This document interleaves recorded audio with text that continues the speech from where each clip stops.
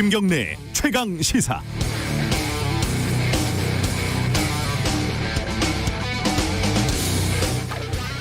아마 초등학교 때 배웠을 것 같습니다. 납세는 국민의 4대 의무다. 조금 머리가 굵어지고 나서는 프랑스 혁명도 세금에서 비롯됐다. 이런 걸 알게 됐고, 미국 독립혁명 때도 대표 없이 과세 없다. 이런 유명한 세금 관련된 구호가 등장했다는 걸 배운 적이 있죠. 자고로 세금과 관련된 공정성, 형평성 문제는 정치적인 파괴력이 워낙 커서 위정자들은 세금을 갓난아이 다루듯이 조심조심 다루기 마련입니다. 잘못 건드리면 이게 감당이 안 되거든요. 이 주식 한 종목을 3억 원 이상 가지고 있으면 대주주로 규정을 해서 양도세를 매기겠다. 이게 정부의 계획이었는데 이게 참 쉽지가 않아요. 요즘 시대에 3억 원이 무슨 대주주냐 이런 말이죠. 그런데 3억 원이 결코 적은 돈은 아닙니다. 해당되는 사람은 한 9만 명 정도, 전체 주주의 1.5%밖에 안 돼요. 그것도 팔아서 수익이 날 경우에 세금을 내는 건데 세금 낼 확률이 어느 정도나 될지 의문입니다. 그런데 여기에 반대하는 청와대 청원에 또 20만 명이 넘게 서명을 했어요. 월급 통장에서 빠져나가는 근로소득세와 형평을 맞추려고 세금을 안 내던 주식 수익에 세금을 매기겠다는 건데 오히려 월급쟁이들이 반대하고 나선 그런 셈이죠.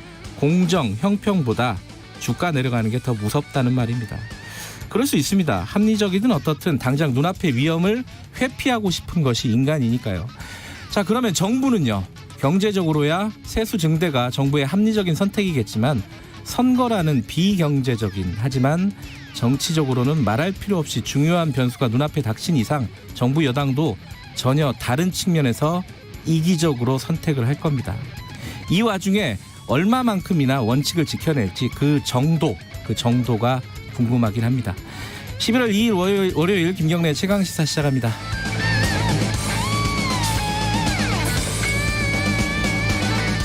네, 유튜브 라이브 열려 있습니다. 김경래 최강시사 실시간 방송 보실 수 있고요. 샵 9730으로 문자 기다립니다. 짧은 건 50원, 긴 건 100원, 스마트폰 콩 이용하셔도 좋고요.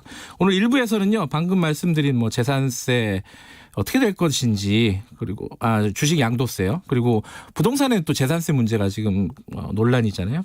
그 얘기 좀 해보고요. 2부에서는 정치 사이다. 오늘은 새로운 인물이 등장합니다. 기대해 주시기 바랍니다.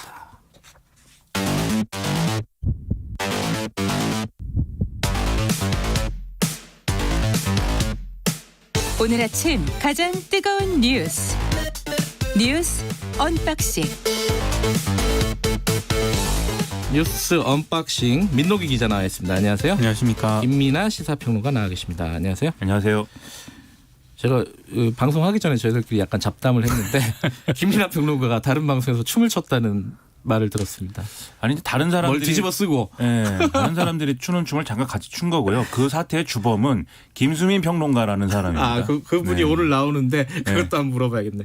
우리도 뭔가 해야 되는 거 아니에요? 박스라도 뒤집어 쓰고 언박싱을 해야 되는 거 아닌가? 사실 저는 그때 춤을 출 때 봤는데 김민아 평론가는 춤을 안 출 줄 알았는데 마지막에 일어나서 춤을 추더군요. 배신감이 들더라고요. 네. 다 그러면 어떡합니까? 여기는 정도를 지켜야죠. 공영방송은.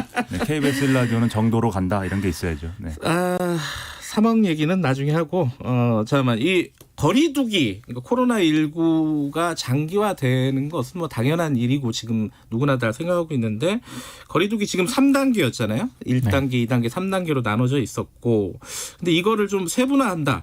이게 좀 복잡한데 간단하게 설명해 줄 수 있어요? 어떻게 바뀌는 건지? 그러니까 1, 2, 3단계에서요. 네. 1.5단계, 2.5단계가 추가가 됐습니다. 그러니까 1단계는 기존대로 생활 방역이고요. 네.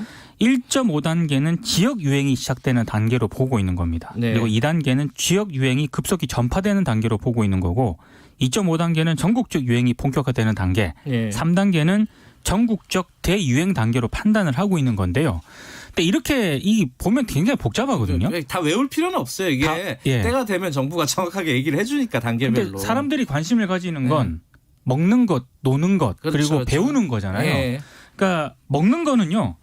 일단 지역 유행 2단계까지는 지역별, 권역별 상황에 따라서 거리두기를 다르게 할 수가 있거든요. 네. 그러니까 클럽과 같은 유흥시설 5종은 2단계부터 일단 문을 닫아야 되는 거고요.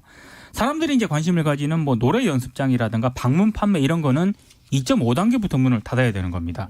그리고 50명 이상의 모임 행사가 금지되는 강력한 방역 조처는 2.5단계부터 시행을 된다고 보시면 되는 거고요.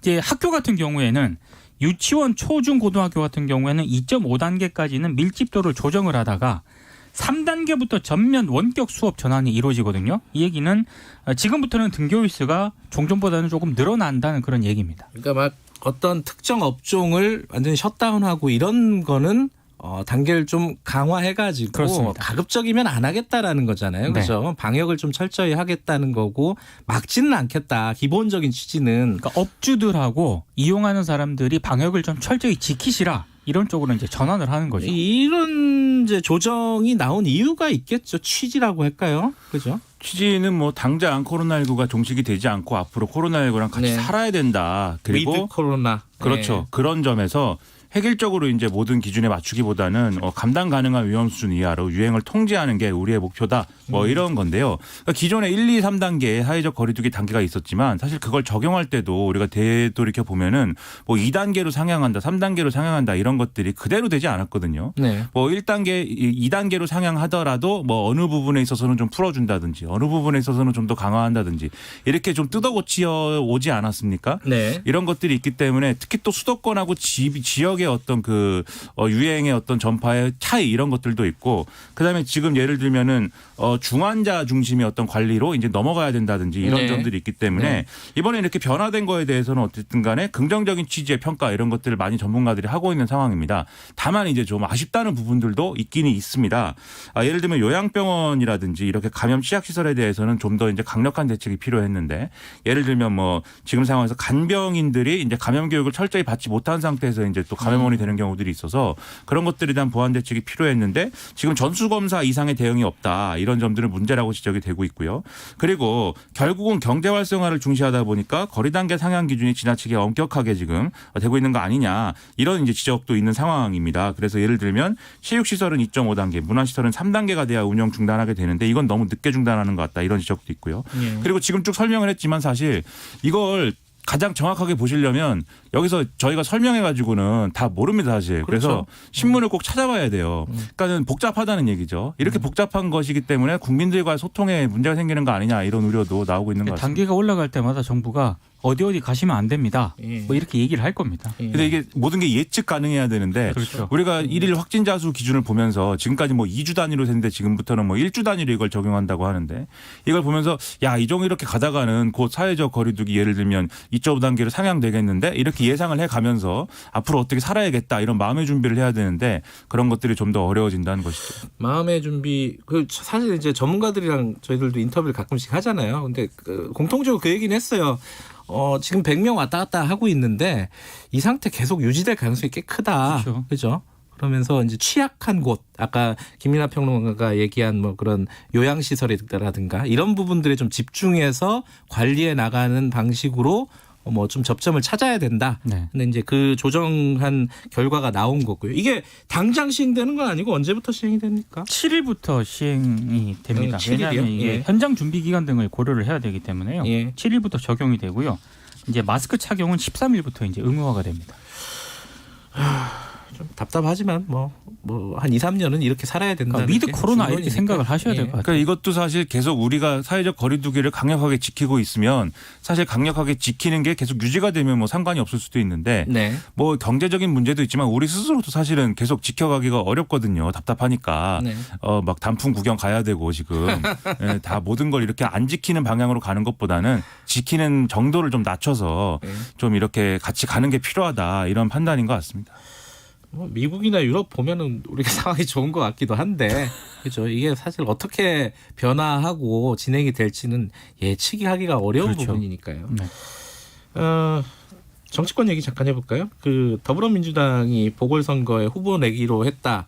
이건 사실 처음부터 후보 내기로 했던 거잖아요. 근데 공식화한 거일 뿐이고. 근데 여기 전당원 투표가 끝이 났죠. 지금 결과가 나왔나요?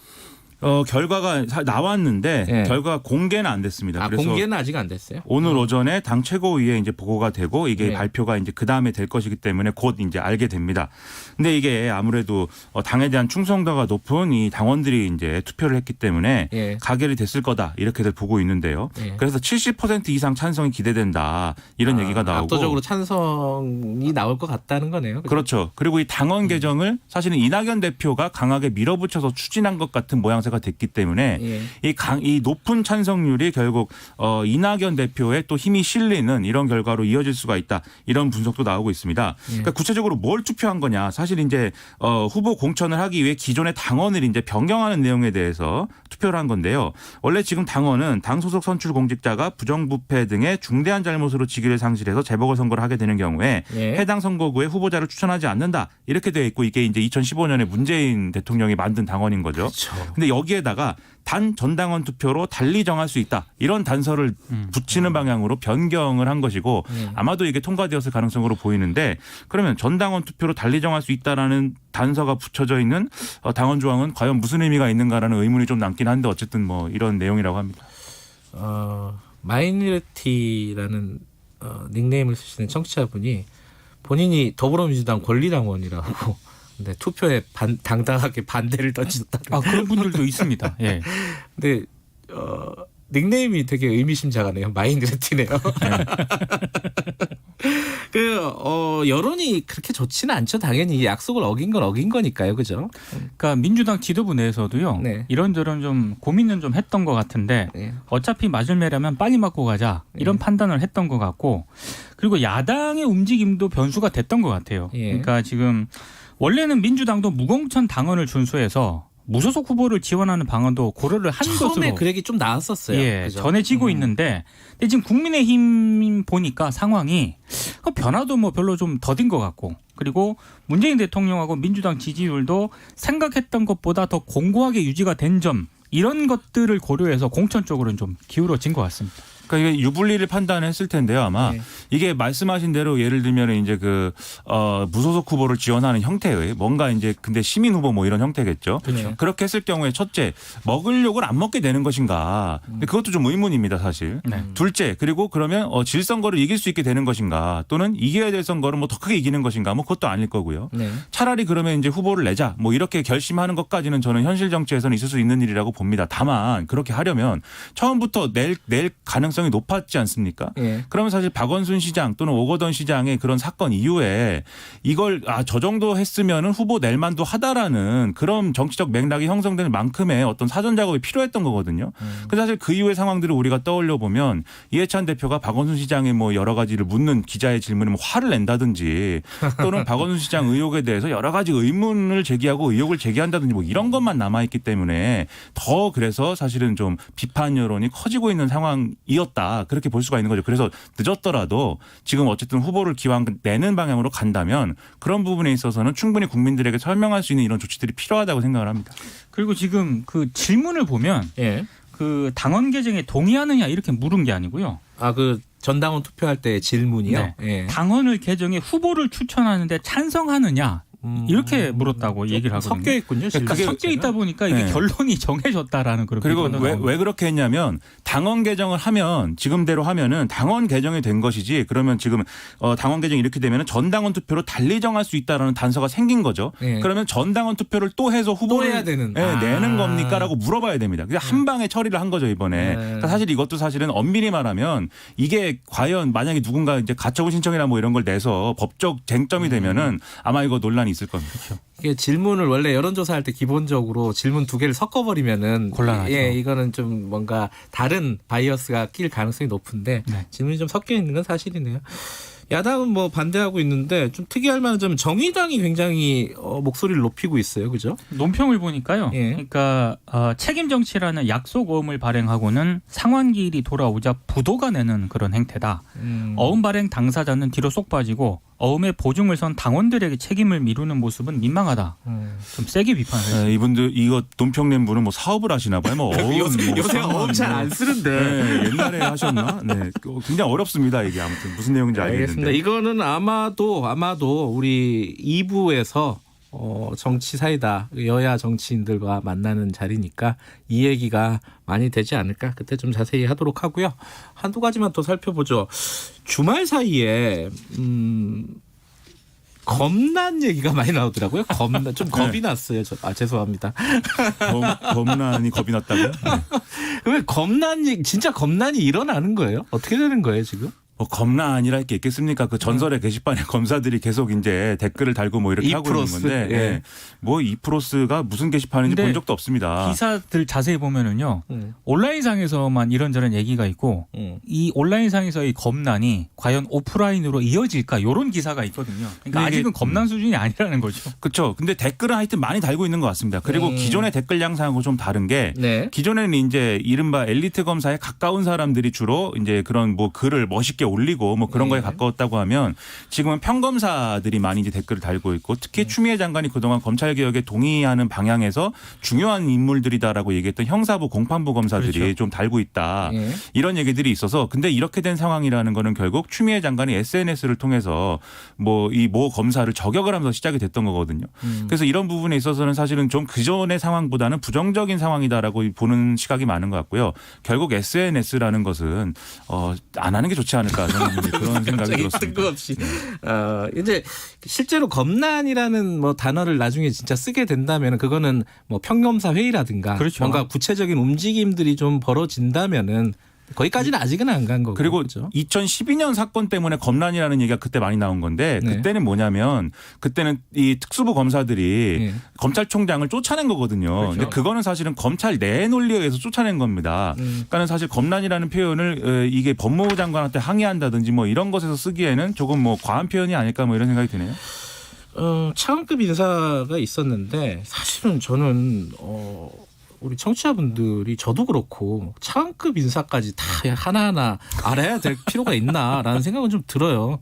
물론 근데 이제 궁금한 거는 이 차관급 인사가 있었다는 말은 그러면 장관급 인사는 어떻게 되는 거냐? 왜냐면은 지금 재보궐 선거도 있고 장관급 그렇죠. 중에 선거에 나온다는 사람도 있고 또 대선 주자급도 막 장관에 포함되어 있고 총리에도 포함되어 있다는 설도 있고 그래서 이제 장관급 인사는 어떻게 되는 거냐? 이 얘기는 어떻게 지금 보도가 12월 나오고 말이나 있습니까? 뭐 이때 개편이 이루어질 것이다. 12월 말 아직 네. 멀었네요. 2달 남았네. 그러니까 그죠? 지금 굉장히 오랜 장관을 유지하고 계신 분이 있거든요. 네. 박능우 보건복지부 장관하고요. 김현미 국토교통부 장관. 이분들은 원래 정권 처음부터 시작을 했던 거죠? 그러니까 원년 그죠? 멤버라고 지금 얘기를 하고 있는데 그래서 예. 이번에 교체가 되지 않겠느냐라는 전망이 나오고 있고요. 그리고 지금 서울시장 후보로 거론되는 분들이 있잖아요. 박영선 장관, 뭐 추미애 법무부 장관 얘기도 나오는데 개각 가능성에 포함이 될 것이다라는 전망이 나오고 있습니다. 그리고 뭐 노영민 비서실장 같은 경우에도 개각 마무리하고 결국에는 물러나지 않겠느냐. 뭐 정세균 국무총리 같은 경우에도 뭐 대선 준비를 하기 위해서 뭐 여러 가지 저울질을 하고 있다. 뭐 이런 얘기도 나오고 여러 가지 함화평이 나오고 있습니다. 근데 이게 이제 개각이 원래는 11월 네. 말이나 12월 초에는 할 것이다. 뭐 이렇게 얘기가 있었는데 이렇게 차관 인사를 먼저 이렇게 해버린 것은 아무래도 좀 개각이 뒤로 늦춰지기 때문에 이렇게 한 거 아니겠느냐라는 평가가 있는 거고 그러면 이제 연말 연초에 개각을 하지 않겠느냐. 좀 네. 미뤄진 것이다. 그만큼 이제 장관 인사는 어렵다라는 거죠. 알겠습니다. 6503님이 남편이랑 건강검진 받으러 가면서 듣고 있습니다. 금슬이 좋으시네요. 시원시원한 느낌이 든다는 칭찬의 말씀 보내주셨습니다. 부러움이 섞인 지금 목소리였는데. 네. 건강검진 저도 다음 주에 봤거든요. 네. 무섭습니다. 어떻게 나올지. 앞으로도 많은 애청 바라겠습니다. 오늘 두 분 감사합니다. 고맙습니다. 민노기 기자 김민아 시사평론가였습니다. 김경래 최강시사 듣고 계시고요. 7시 39분 향해 가고 있습니다. 날씨 정보입니다. 현재 내륙 곳곳에 안개가 깔려 있고 경기와 충청도 등 일부 지역에 가시거리 200m 이하로 좁혀져 있습니다. 청주공항에는 저시정 경보가 발효 중입니다. 항공기 이용하실 때 운항 정보 확인하시는 게 좋겠습니다. 어제 아침보다 오늘 기온 5, 6도 정도가 내려갔고요. 찬 공기가 유입되면서 내일은 서울이 2도, 모레는 영하 1도로 떨어져 추워지겠습니다. 설이나 얼음 관측되는 곳 있으니까 내륙과 산지에서 주의하셔야 주셔야겠습니다. 오늘 전국이 맑겠고 남해안과 제주에는 빗방울이 조금 떨어질 가능성이 있습니다. 또 오늘 밤 경기 남부와 충남 서해안, 전북을 중심으로 비가 조금 내리겠는데 내일 새벽까지도 간간히 이어지겠습니다. 내일 서울의 아침 기온은 2도, 낮 최고 기온도 9도에 머물겠습니다. 내일 낮에도 쌀쌀할 걸로 보여집니다. 오늘 한낮의 기온 13도에서 20도 분포로 서울 15도, 대전 17도 정도로 예상되고 있습니다. 지금 서울의 기온은 9.1도입니다. 날씨 정보였고요. 다음은 이 시각 교통 상황 알아보겠습니다. KBS 교통정보센터의 오수미 씨입니다. 네, 이 시각 교통정보입니다. 11월 한 주의 시작 월요일 아침 일찍부터 출근길 정체 시작됐고요. 또 오늘 아침 안개까지 심해서 감속 운행에 각별히 주의를 더 기울여 주셔야겠습니다. 서해안 고속도로 목포 방향으로는 송악 나들목 진입로에서 승용차 사고가 있었고요. 팔곡터널 1차로에는 고장난 차도 서 있습니다. 각 돌발 구간들 여파가 따르면서 정체가 되고 있습니다. 그리고 이전에 금천 일대와 안산 분기점을 지나 비봉 쪽으로는 차들이 많아 밀리고 있습니다. 영동고속도로 강릉 쪽 서창에서 월곶, 군자에서 안산까지와 또 반월터널에서 부곡, 용인에서 양지터널 사이로 정체 구간 모두 앞에서 21km 구간입니다. 경부고속도로 서울 방향으로는 북천안에서 정체를 시작으로 기흥에서 수원까지 답답하고 다시 판교에서 반포까지는 무려 14km 구간에서 막히고 있습니다. 지금까지 KBS 교통정보센터였습니다. 최강 시사.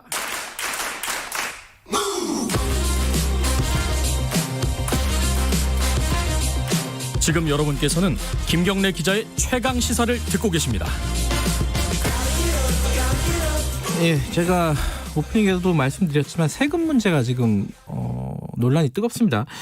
일단 뭐 주식 관련돼서는 대주주 기준 3억을 대주주 기준으로 해서 양도세를 매길 거냐, 이걸 가지고 지금 정부하고 정치권하고 계속 얘기가 나오고 있고, 그리고 재산세 1주택자들의 재산세를 낮춰줘야 되는데 그 재산세 낮춰주는 기준을 9억으로 할 거냐, 6억으로 할 거냐, 이것 때문에 또 시끄럽습니다.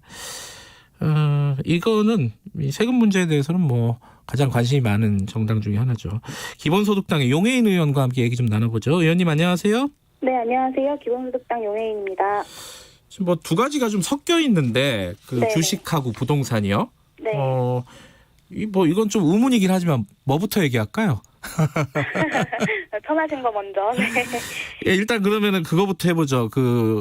재산세. 지금 네네. 이제 1주택자들의 세금 부담은 좀 줄여야 되는 거 아니냐. 이런 네. 얘기들은 옛날부터 나왔었는데 그 기준을 정하는 게 문제예요. 이제 9억 원 이하, 6억 원 이하. 9억 원 이하로 하면 지방에서는 아마 거의 대부분 다 포함된다. 이거 세금을 거둘 수가 있겠냐. 이런 얘기도 나오고 있고. 요 논란은 어떻게 보십니까? 재산세 논란은? 네, 사실 저는 6억 혹은 9억이 기준 문제가 아니라 기준 문제가 아니다, 본질적으로. 예. 네, 계속해서 어쨌든 세금을 깎겠다는 입장을 발표하고 있는 정부 여당에 대해서 좀 돌아봐야 된다고 생각합니다. 네. 이게 대주주 기준 3억 문제도 마찬가지고 지금 논란되고 있는 재산세 문제도 마찬가지고 네. 그리고 내년부터 얘기되는 주식 양도소득세 5천만 원 기본공제도 마찬가지인데요. 네. 이렇게 부동산 투자나 아니면 주식 투자를 통해서 걷어들이는 소득에 대해서 정부가 계속해서 더욱더 세금을 깎고 더욱더 면세 혹은 절세를 하는 방법들을 고안해내고 있는 것이고, 그것을 경쟁적으로 사실은 여당과 제1야당이 하고 있는데요. 네. 근데 특히 재산세 문제 관련돼서는 지난 부동산 3법 입법을 하면서 네. 1주택자에 대한 다양한 대책들을 내놓았었습니다. 그래서 네. 그 부분들이 이미 국회에서 통과된 바가 있고요. 근데 다만 지금 좀 시장이 불안정하고 새롭게 도입된 제도들이 좀 자리를 잡는데 시간이 걸리다 보니 네. 정부 여당에서 추가적으로 뭔가 더 세금을 더 깎아주는 방식으로 대책을 내놓고 있는데요. 근데 사실 부동산 문제의 핵심은 기대 수익을 낮춰야 집값이 잡히는 것인데 네. 이렇게 세금을 자꾸 낮춰주는 방법은 기대 수익을 자꾸 올리는 역할을 합니다. 그래서 도대체 정부와 여당이 부동산 집값을 잡겠다는 의지가 있는지 없는지가 많은 국민들이 좀 헷갈릴 것 같고요. 그리고 네. 이런 오락가락하는 부동산 정책에 대해서 좀 문재인 정부가 정말 부동산 대책을 잡을 의지가 있다면 좀 뚝심 있는 모습들을 보여줘야 하지 않을까 싶습니다. 근데 이게 결국은 이제 그게 있잖아요. 그 선거가 이제 몇 달 안 남지 않았습니까? 그것 때문이라고 해석을 많이 하던데 그 부분은 어떻게 보세요? 네, 사실 이번 재산세 논란도 그렇고 이제 대주주 기준 3억 이야기도 그렇고 선거 때문이라고 보시는 분들이 많은 것 같고요. 저도 뭐 실제로 그럴 가능성, 혹은 최소한 그렇게 보일 가능성은 뭐 이미 여당에서 많이 제공하고 있는 것 아닌가라는 생각은 좀 듭니다. 이게 실제로 코로나 이후에 특히나 근로소득으로 돈을 버는 것이 불가능해지고 주식이나 부동산을 통해서 돈을 벌어들이는 수익이 좀 더 기대 수익이 커지면서 그쪽에 좀 더 많은 돈들이 몰리고 있는데 또 이런 투자를 하는 분들이 또 좀 이렇게 어느 정도 재산도 있고 그리고 또 한국 사회에서 특히 주식 같은 경우는 30대 뭐 이런 젊은 층들이 많이 나서고 있다 보니 좀 그런 표들을 의식한 흐름이 아닌가 싶긴 합니다. 그런데 이제 사실은 뭐 선거도 있겠지만은 이 1주택자들의 불만은 좀 있었어요. 실거주하는 1주택자들 같은 경우에는 이게 좀 부담스럽다. 지금 팔고 어디 나가기도 힘든 현실적으로 어려운 상황인데 계속 그렇게 세금이 올라가는 상황.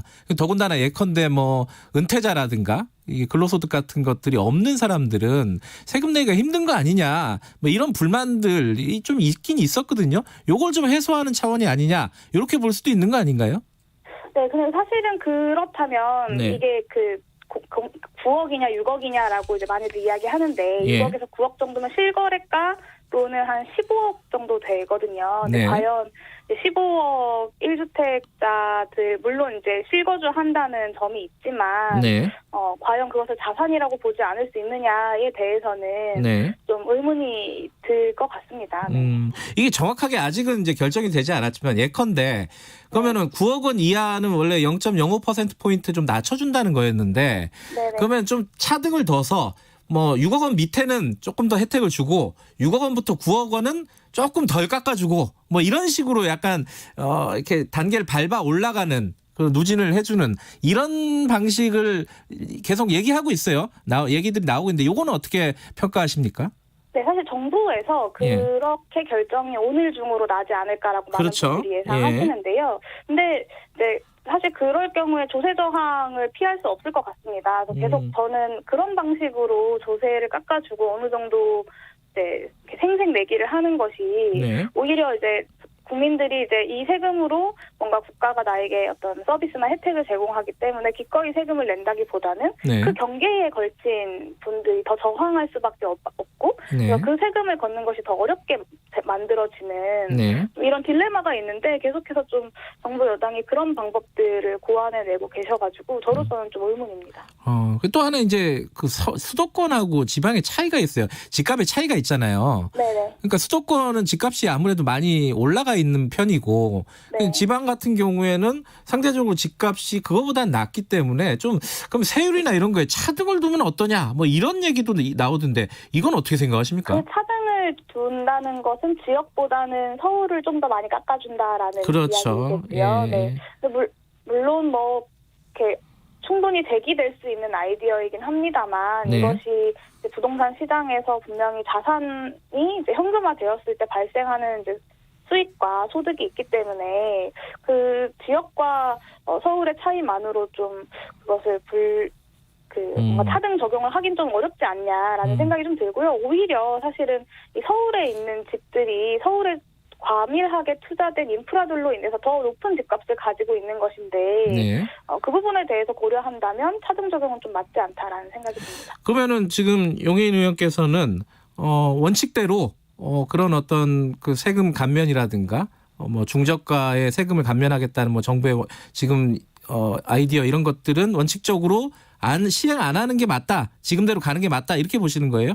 네, 기본소득당과 저는 이제 토지보유세 도입을 좀 계속해서 주장을 하고 있는데요.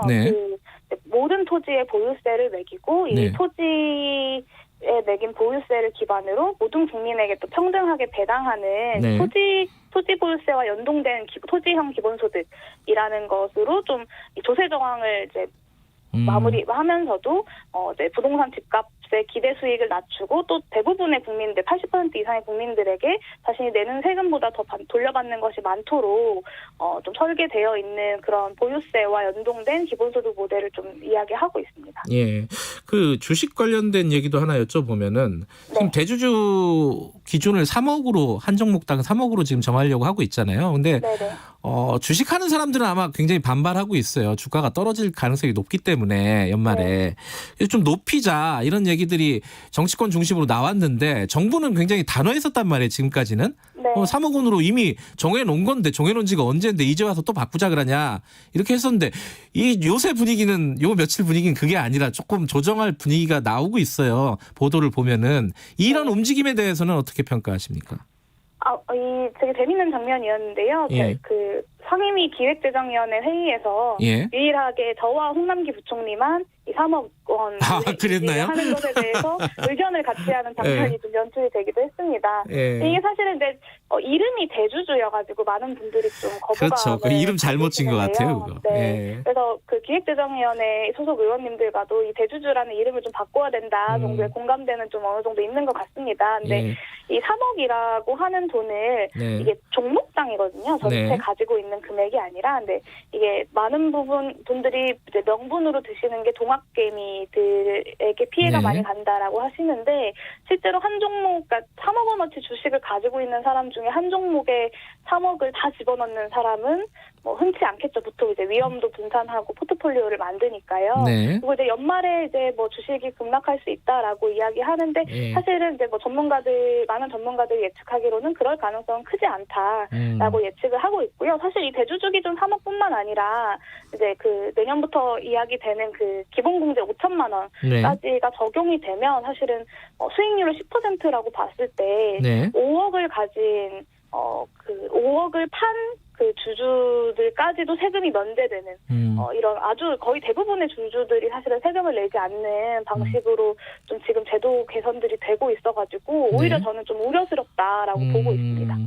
그 뭐 공제 5천만 원은 사람들이 지금 3억 원에 묻혀갖고 잘 모르는 얘기예요. 간단하게 설명 좀 해주시죠. 네, 그래서 정부에서 좀 억울하실 것 같은데요. 예. 사실 양도소득세 기준, 주식을 양도해서 발생한 소득 기준으로 5천만 원까지는 세금을 매기지 않는 기본 공제를 해주게 됩니다. 근데 예. 보통 이제 계산할 때 이제 수익률을 10%를 잡기 때문에 5천만 원이면 1년에 이제 주식을 5억 원어치를 팔아서 5천만 원의 소득을 낸 사람들까지도 예. 이제 세금을 내지 않게 되는 거지요. 예. 근데 이 근로소득으로 따지면 같은 5천만 원의 소득을 버는 사람들이 상위 한 15%에서 16% 정도가 되거든요. 예. 근데 이분들은 사실은 세금을 열심히 내는데 일해서 번 돈에 대해서 네. 근데 주식 투자에 대해서는 5천만 원 근로소득으로 따지면 상위 15% 정도 되는 분들에게까지 모든 세금을 양도소득에 대한 세금을 면제해준다는 건 사실 좀 과한 면세가 아닌가라는 우려가 있는 것이고요. 근데 현실적으로 지금 대주주 요건을 3억에서 좀 올리자는 얘기들이 계속 나오고 있고 그런 보도들도 있어요. 그런 식으로 결정이 될 것 같다. 뭐 네. 5억 정도로 올릴 수도 있다. 뭐 10억 그대로 갈 수도 있다. 아니면 유예 기간을 더 둘 수도 있다. 여러 가지 얘기들이 나오고 있는데 어떻게 해야 된다고 기본소득당은 지금 생각하고 계십니까? 네, 저는 3억 기준 그대로 이미 이게 1년 반, 2년 정도 전에 정해진 것인데요. 네. 이게 사실은 그렇기 때문에 선거 앞두고 지금 여당과 제1야당이 입을 모아서 이 문제에 대해서 이야기하고 있는 것이 아니냐라는 어떤 의혹들도 계속 제기가 되고 있는 중입니다. 그래서 네. 저는 이번 문제만큼은 홍남기 부총리의 의견대로 이 3억 원으로 기준을 강화하는 방안이 이제 진행되어야 된다라고 생각합니다. 구도가 재밌네요. 그 여당하고 제1야당이 비슷하고 기본소득당하고 홍남기 부총리하고 비슷하고 그쵸, 네. 이런 상황이군요. 저도 그랬습니다. 알겠습니다. 여기까지 듣죠. 얘기 고맙습니다. 네, 감사합니다. 기본소득당 용해인 의원이었고요. 김경래 최강시사 1부는 여기까지 하고요. 2부에서는요. 정치 사이다. 이준석 전 최고위원은 그대로 나오고 새로운 분이 등장하십니다. 어떤 분이 등장하시는지 기대해 주시고요. 김수민의 눈에서는 지금 미국 대선 지금 이제 하루 이틀 남은 거예요. 그죠? 어떻게 될지 여기저기 좀 자세하게 구석구석 좀 짚어보도록 하겠습니다. 잠시 후 8시에 2부에서 뵙겠습니다.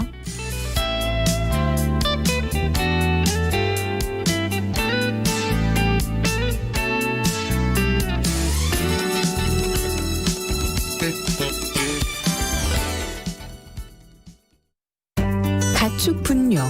혹시 더럽고 쓸모없다 느끼시나요? 가축분뇨는 퇴비나 액체비료로 만들 수 있고 절차에 맞춰 정해진 농경지에 적당량 살포하면 유기농 농산물 생산과 토질 개선에 도움이 됩니다. 가을은 액체비료의 집중 살포 기간인 만큼 과다 살포 방지를 통해 유용한 자원으로 활용해야 하겠습니다. 환경공단은 2017년 가축분뇨 전자인계 관리 시스템을 도입하여 깨끗한 관리를 추진하고 있습니다. 이 캠페인은 환경부와 한국환경공단이 함께합니다. 말 같은 말. 안녕하세요. 강원국입니다. 아폴론이 카산드라를 사모했습니다. 카산드라는 사랑을 받아들이는 조건으로 예언 능력을 달라고 합니다. 아폴론은 예언 능력을 선물했습니다.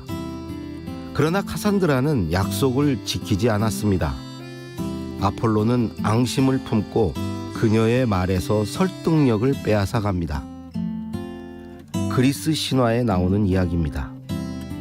따지고 보면 애초에 아폴론도 카산드라에게 구해라는 설득을 못했던 거죠.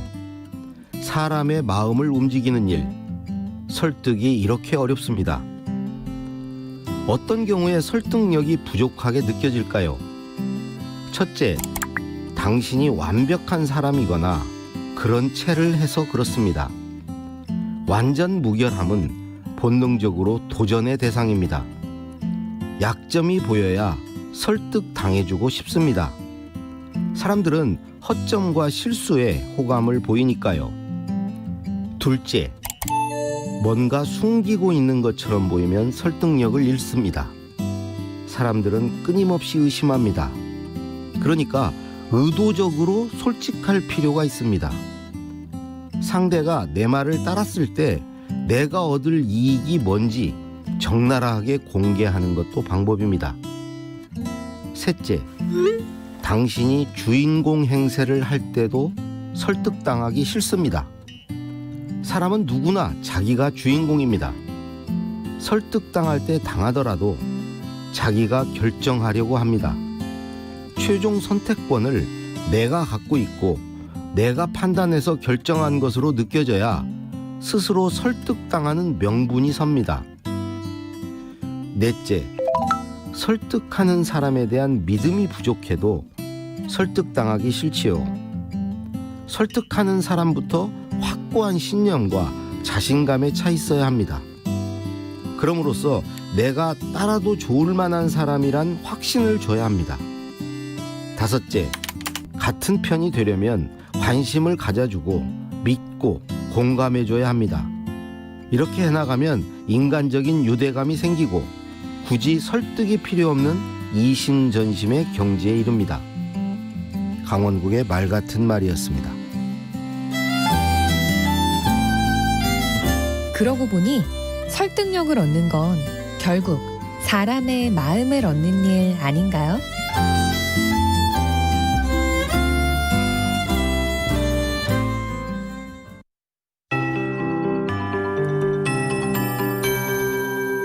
KBS 58분 날씨. 일부 지역 약한 강수가 있겠지만 내일까지 전반적으로는 맑겠고 내일부터 본격적으로 추워지겠습니다. 내일 서울의 아침 최저 기온이 2도로 예상되는 등 5도 이하의 기온 보이는 곳이 많겠고요. 0도 이하로 떨어지는 곳도 있겠습니다. 모레는 서울의 첫 영하권의 최저 기온 예상되고 있습니다. 바람도 불어서 체감온도는 더 낮을 걸로 보여집니다. 건강관리에 유의하셔야겠습니다. 모레까지 서리가 내리고 얼음이 어는 곳도 있겠습니다. 오늘 전국이 대체로 맑겠고 남해안과 제주에는 빗방울이 떨어질 수 있겠습니다. 오늘 밤부터 내일 새벽 사이 경기 남부와 충남 서해안, 전북을 중심으로 비가 조금 내리겠습니다. 비의 양은 5mm 미만이 되겠고 산지에는 눈이 날리거나 또 내륙으로 빗방울 떨어지는 곳 있겠습니다. 현재 경기도와 충청, 전북 등의 가시거리 200m 이하의 짙은 안개 낀 곳이 있습니다. 교통안전에 유의하셔야겠습니다.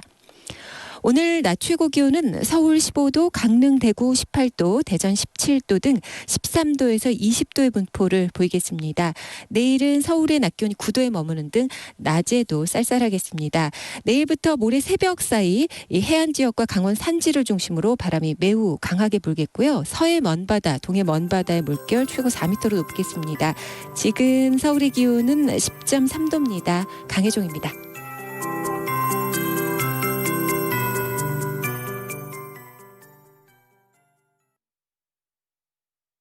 정성을 다하는 국민의 방송 KBS가 8시를 알려드립니다.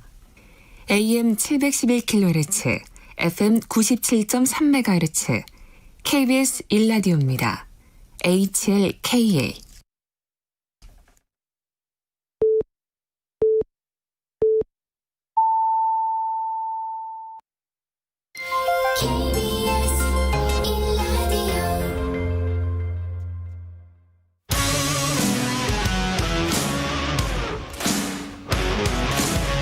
뉴스타파 기자 김경래 최강 시사.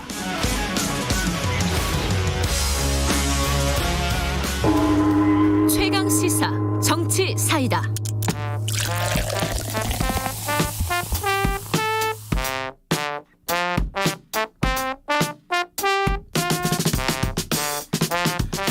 네, 여의도 정치의 젊은 피, 여야 젊은 정치인들 두 분과 전국의 뜨거운 현안을 들어보는 정치 사이다 시간입니다. 오늘은 먼저 이준석 국민의힘 전직 최고위원 계속해서 자리하고 계시고요. 안녕하세요. 안녕하세요. 이분 이제 새로 오신 분이니까 좀 뒤에 소개해드리려고요. 더불어민주당에는 박성민 최고위원이 오늘부터 나오기로 해주셨습니다. 안녕하세요. 네, 안녕하세요. 청취자분에게 얘기 좀 인사. 예. 안녕하세요. 더불어민주당 박성민 최고위원입니다. 이준석 전 최고위원은 박성민 최고위원을 어떤 정치인으로 생각하고 계십니까? 짧게 한마디 하신다면. 제 뒤에도 사람이 있구나. 네. 일단 뭐 저기 연도 순으로 보면 후배죠, 그렇죠? 네, 어쨌든 10년 이상 차이 나는 그런. 10년 이상 차이 나나요? 그런가요? 제가 85년생입니다. 85년생이세요? 네. 최고위원도 좀 나이가 많으시군요, 이제. 그러니까 예전 같지 않네요. 제가 이제 행복한 게 오늘 이제 제가 요즘 이제 방송하면은 댓글에 뭐 어린 놈이 이런 거 달리는 경우가 있거든요. 오늘은 그 댓글 달기가 좀 민망하지 않으실까. 네. 이렇게 딱 연도를 먼저 밝히시고 시작하는. 네. 자, 나이가 뭐 중요한 건 아니고요. 중요해요. 중요했던가요? 네. 그러면 이 중에 내가 제일 나이가 많은데. 샵 9730으로 문자 보내주세요. 짧은 건 50원, 긴 건 100원, 스마트폰 콩 이용하셔도 좋고요. 실시간 라이브 유튜브 보실 수 있습니다. 바로 가죠. 이게 시간이 길지가 않아갖고. 네. 재보궐선거, 서울시장 보궐선거 공천 이제 전당원 투표 마무리가 됐고 오늘 아침 최고위원 좀 있으면 최고위원 회의 열리죠, 그죠? 네, 9시에 비공개회가 시작해서 아마 그때 결과 보고가 있을 예정입니다. 아직 보고 못 받으셨어요? 예. 살짝 알려주시면 안 돼요? 안 알려주십니다. 그래요?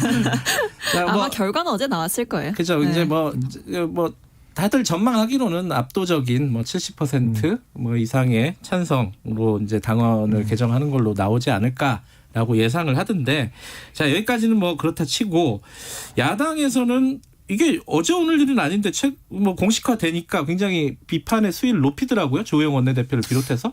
어떤 게 제일 문제라고 보는 거예요?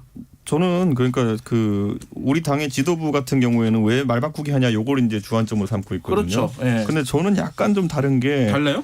어차피 낼 건 내는 거 알고 있었고 저는 예전에 김남국 의원이랑 얘기할 때도 내라 그랬거든요. 대신 어떻게 이것을 사과할 것이냐의 문제였는데 네. 그게 좀 말이 앞뒤가 안 맞는 경우가 있고 지금도 이 당원 개정 투표하는 걸 제가 들여다봤어요. 네. 그랬더니만은 당원을 없애는 것도 아니고 그 조항을 보니까 뒤에 하나 추가하더라고요. 단서 조항. 전당원 투표에 의해 가지고 낼 수도 있다 뭐 이런 거예요. 네. 그럼 그 앞에 있는 말이 무슨 의미가 있는지 저는 이런 큰 단위 선거에서는 대부분 내려고 이제 전당원 투표를 하겠다는 것이고 저는 이제 그러면 그 조항을 유지한다는 얘기는 어떤 거냐면은 네. 앞으로 이런 박원순 시장이라든지 오거돈 시장 같은 비슷한 문제에 대해 가지고 사전 검증을 계속 하겠다는 거거든요. 그런데 방법론적으로 뭐가 가능한지, 그러니까 저는 불가능한 걸 갖고 계속 이 조항을 유지시키는 것 자체가 국민들에게 솔직하지 못하다. 매번 투표해야 될 겁니다. 저는 이 자리에 박성민 최고위원이 있지만은 본인이 공천관리 봉천심사위원장이에요. 그런데 박원순, 오거돈 이분이 왔어요. 이분들 어떻게 검증할 겁니까? 이런 문제가 발생할 거라는 걸 어떻게 사전 검증할 수 있어요? 얼굴 보면 알아요?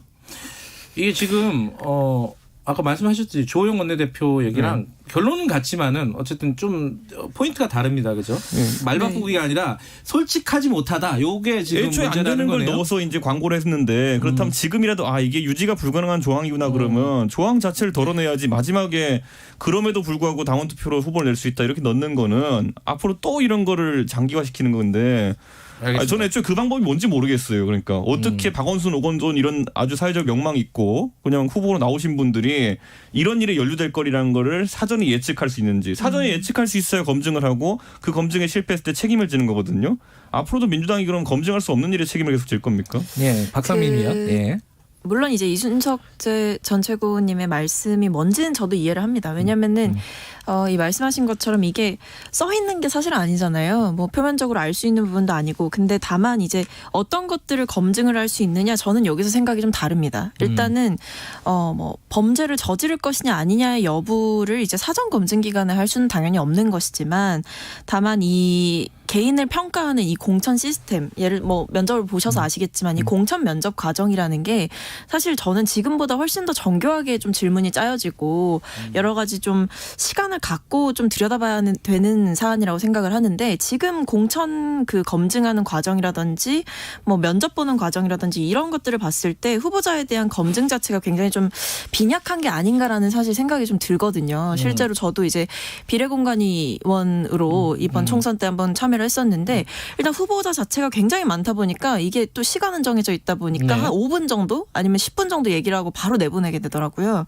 그래서 이런 부분에서 저는 이제 뭐 성인지 감수성이라든지 이런 부분을 지금은 이제 뭐 여러 가지 다른 부차적인 조항들에 밀려서 좀 이런 부분을 검증하지 못하고 있는데, 이런 것들을 아예 메인 기준으로 좀 넣어서 심층 검증을 좀 해야 된다고 생각합니다. 저는 근데 그 심층 검증 안 될 거라 보고요. 방법이 없어요. 그러니까 이분들이 예를 들어 과거에 성범죄 전력이 있었던 분들도 아니고, 저도 박 시장 개인적으로 알지만은 전혀 그런 징후를 저는 사적으로 볼 때도 못 느꼈거든요.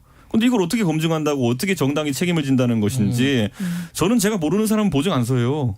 네. 그죠. 네, 네, 어떻게 하겠다는 거예요, 이게? 그러니까 이게 사전적인 검증이 하나 들어가는 거고, 두 번째는 이제 정당에서 할 수 있는 건 아무래도 이 뭐 피해자에 대한 사과라든지 그 이후에 공천에서 혹은 여러 가지 부차적인 문제들에서 어떻게 재발 방지를 할 것이냐, 혹은 이것에 대한 처벌 수위를 높인다든지 이런 부분들까지도 고민을 해볼 수 있는 거라고 봅니다. 그러니까 저는 이거 당원 규정 그냥 없앴으면 좋겠어요. 그 부분은 어떻게 생각하세요? 솔직하지 못하다. 이걸 남겨놓고 단서 조항을 다는 게 무슨 의미가 있냐. 이게 이제 처음에 이준석 최고께서 얘기하신 건데 그 부분은 어떻게 생각하세요?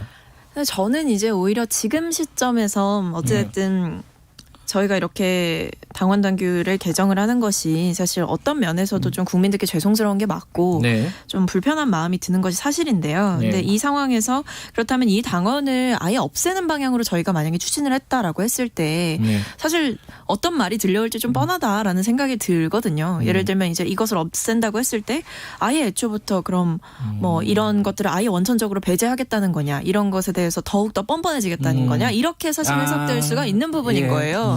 저는 뭐 솔직히 국민의힘이 뭐 야당으로서 당연히 비판을 하고 있다 생각하지만, 이 부차적인 단서 조항을 개정하는 거 외에 그냥 애초에 이 조항을 없애버리겠다 했을 때 더 어떤 큰 공격을 했을지 너무 예상이 잘 되거든요. 아니요, 저는 그랬다면 이번에 민주당이 정신 차렸구나 이러면서 지금 이 자리에서 아마 칭찬하고 있었을 겁니다. 그건 솔직히 이준석 최고 그러니까 이게 왜 그러냐면은 저도 예전에 이제 젊은 비대위원으로 일했을 때부터 생각해 보면은 정당에 참 많은 혁신이라든지 아니면 변화를 강요하면서 지킬 수 없는 약속들을 강요하는 경우가 있어요, 사회적으로. 그런데 그게 사실 조금만 뜯어보면 말이 되는 소리인가 하는 것들이 있거든요. 예를 들어 이번에 말했던 것처럼 어떻게 박원순과 오거돈을 사전 검증할 것이냐, 이분들의 이런 문제된 행동에 대해서. 이분들이 만약에 뭐 세금을 안 냈으면 서류 떼보면 알 수 있는 건데, 이런 일을 할 것이다라는 걸 사전 예측하는 것이 윤리적으로도 옳은가에 대해 가지고도 한번 고민할 필요가 있는 거죠. 뭘 보고 알겠습니까? 생긴 게 그렇습니다. 이렇게 할 수도 없는 것이고. 어쨌든 정치적인 책임은 뭐 당연히 선거를 통해서 지게 되거는 맞는 얘기긴 한데, 어쨌든 이준석 최고위원께서는 솔직하지 못하다라는 얘기를 하신 거고,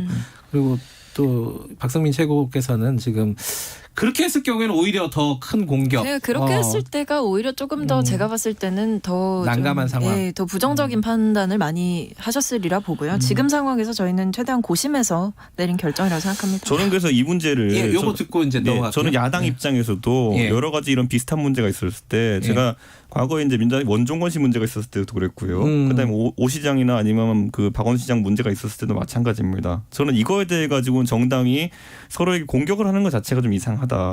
이게 사전 검증이 가능한 영역들이냐. 네. 저는 반대로 김홍걸 의원의 재산 문제건이나 아니면 양정숙 의원의 건, 아니 그냥 윤미향 의원의 건 이런 것들은 사전은 어느 정도 조회가 가능하고 공천시에 심사할 수 있는 부분이었거든요. 네. 그 부분은 좀 더 기준을 강화하겠다 그러면은 저는 네. 그건 이해할 수 있습니다. 그런데 저는 이걸 좀 분리해서 봐야 되는 거 아닌가 좀 이런 생각을 합니다. 하나만 더 짚고 넘어가죠. 네. 이게 이 규정을 대통령이 만든 거잖아요, 지금. 네.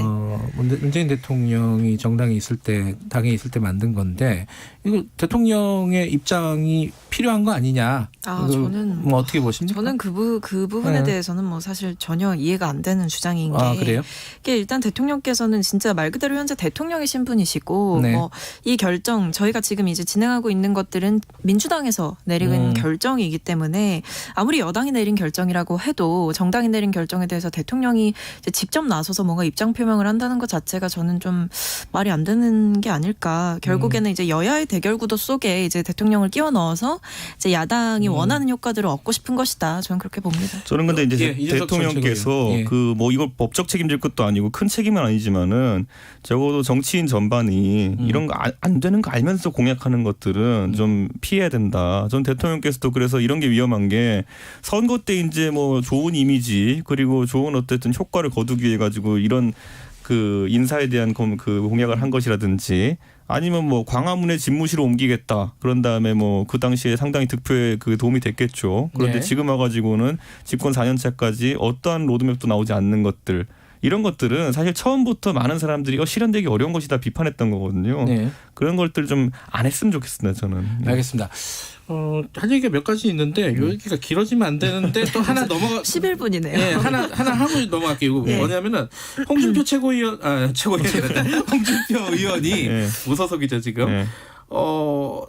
이 뭐 안철수 국민의당, 금태섭 전 민주당 의원 뭐 이게 반문연대를 하자는 취지의 제안을 했단 말이에요.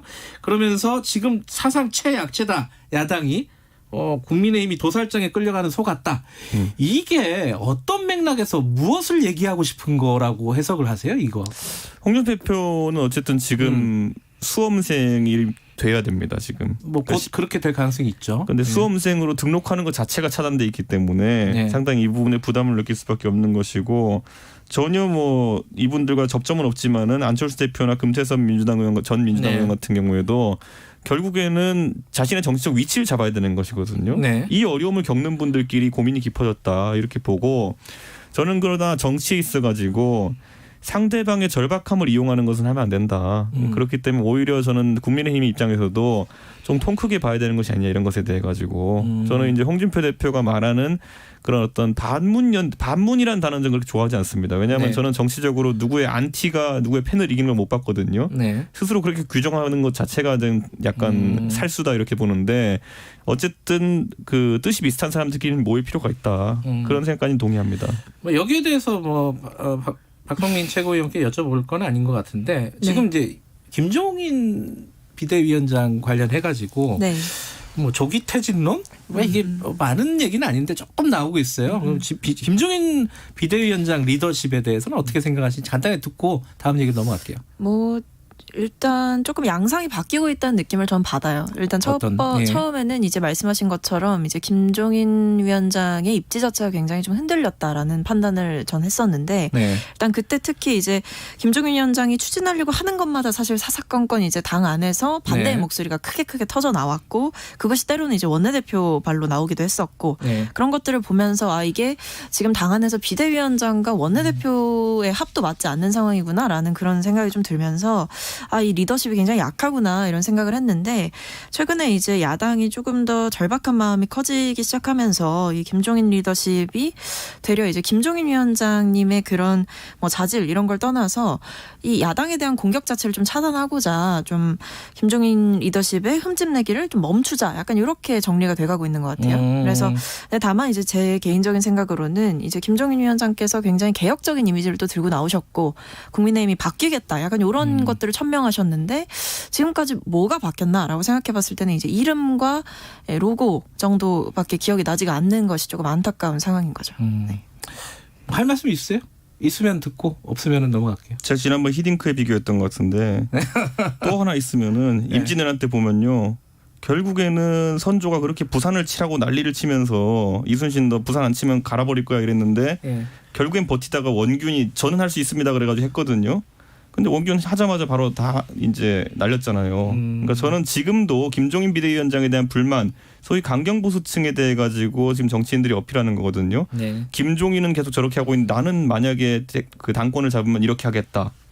그런 건데 제가 봤을 때는 강경보수 하겠다는 거거든요. 네. 그거 조선수군을 말아먹은 것과 비슷한 행위로 아마 결론 날 겁니다. 그거는. 알겠습니다. 무슨 뜻인지 알겠습니다. 네. 추미애 장관하고 검사들 간의 갈등 얘기, 이거는 박승민 최고께서 먼저 좀 해주세요. 이게 네.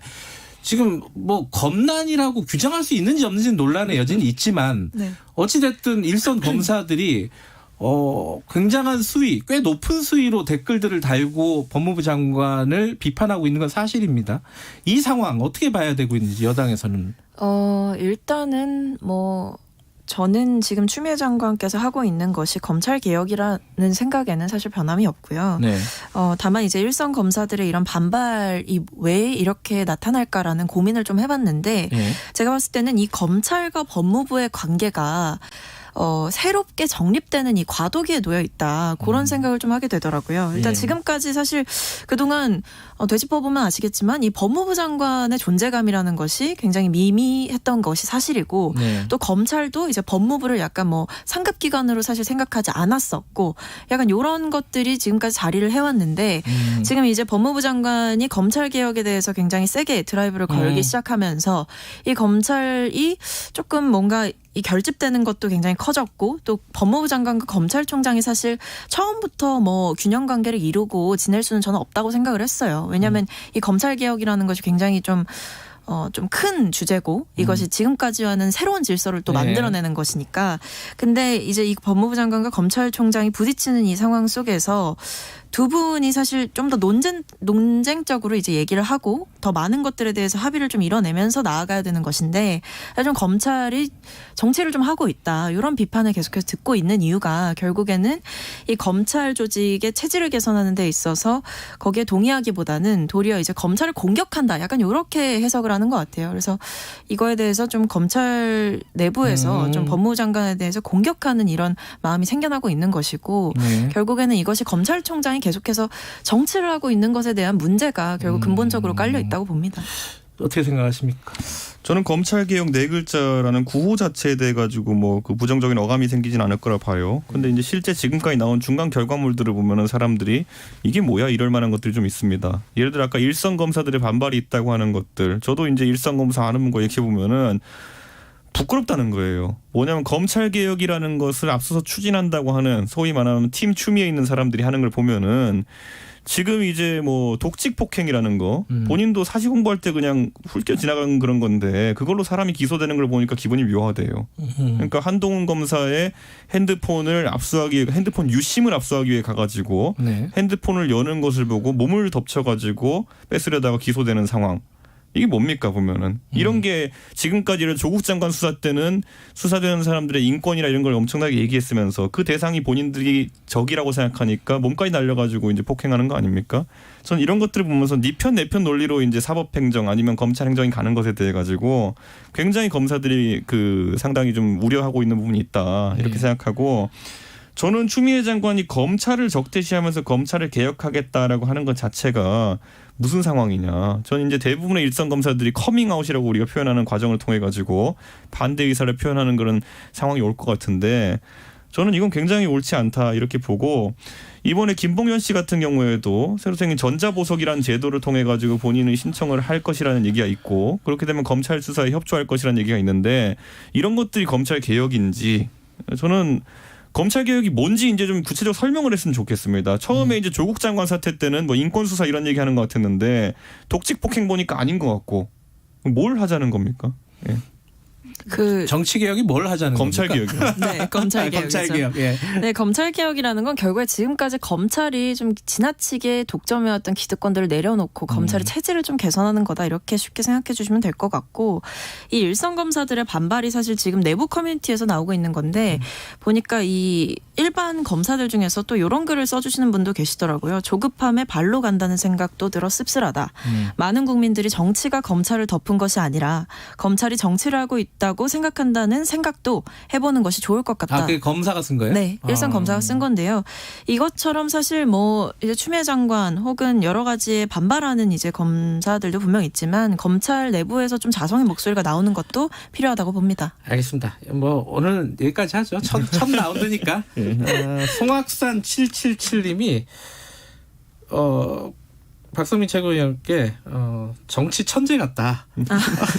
이게 첫날이니까 저도 좋은 댓글을 소개해드리는 겁니다. 첫날이니까 좋은 댓글 읽어주셔서 감사합니다. 이런 거 없습니다. 네. 두 분이 나중에 절친 사이다로 바뀌는 그런 코너를 진행했으면 좋겠다. 1562님이 보내주셨습니다.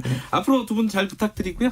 좀 더 뭐 생산적인 얘기할 수 있는 자리 됐으면 좋겠습니다. 고맙습니다. 예, 감사합니다. 네, 감사합니다. 박성민 더불어민주당 최고위원, 이준석 국민의힘 전 최고위원이었습니다.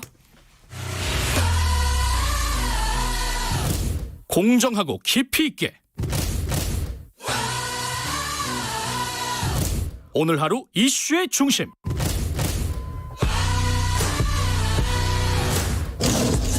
김경래의 최강 시사.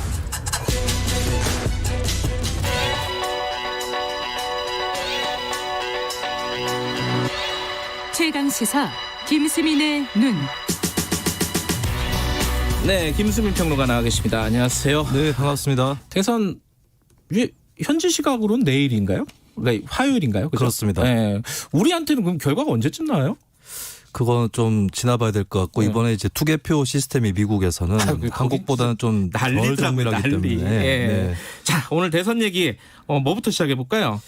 네, 세계 대통령 선거라고 해도 과언이 아닌데요. 예, 전 세계적으로 트럼프 대 바이든 어떻게 보고 있는지 이 부분을 한번 세계 각국을 짚어보도록 하겠습니다. 네, 여론조사 이게 국내 여론조사, 미국 내 이런 것들은 많이 들었는데 세계적으로 여론조사도 해요? 야, 역시 대단한 나라긴 하네. 네, 미국 동맹국 13개 국가의 성인 13,273명 대상으로 해서 6월 10일부터 8월 3일까지 퓨 리서치 센터라고 하는 미국 연구기관이 조사를 한 게 있습니다. 우리나라도 들어가 있는 거고요. 네, 근데 이게 트럼프 대 바이든 조사한 게 아니고요. 네.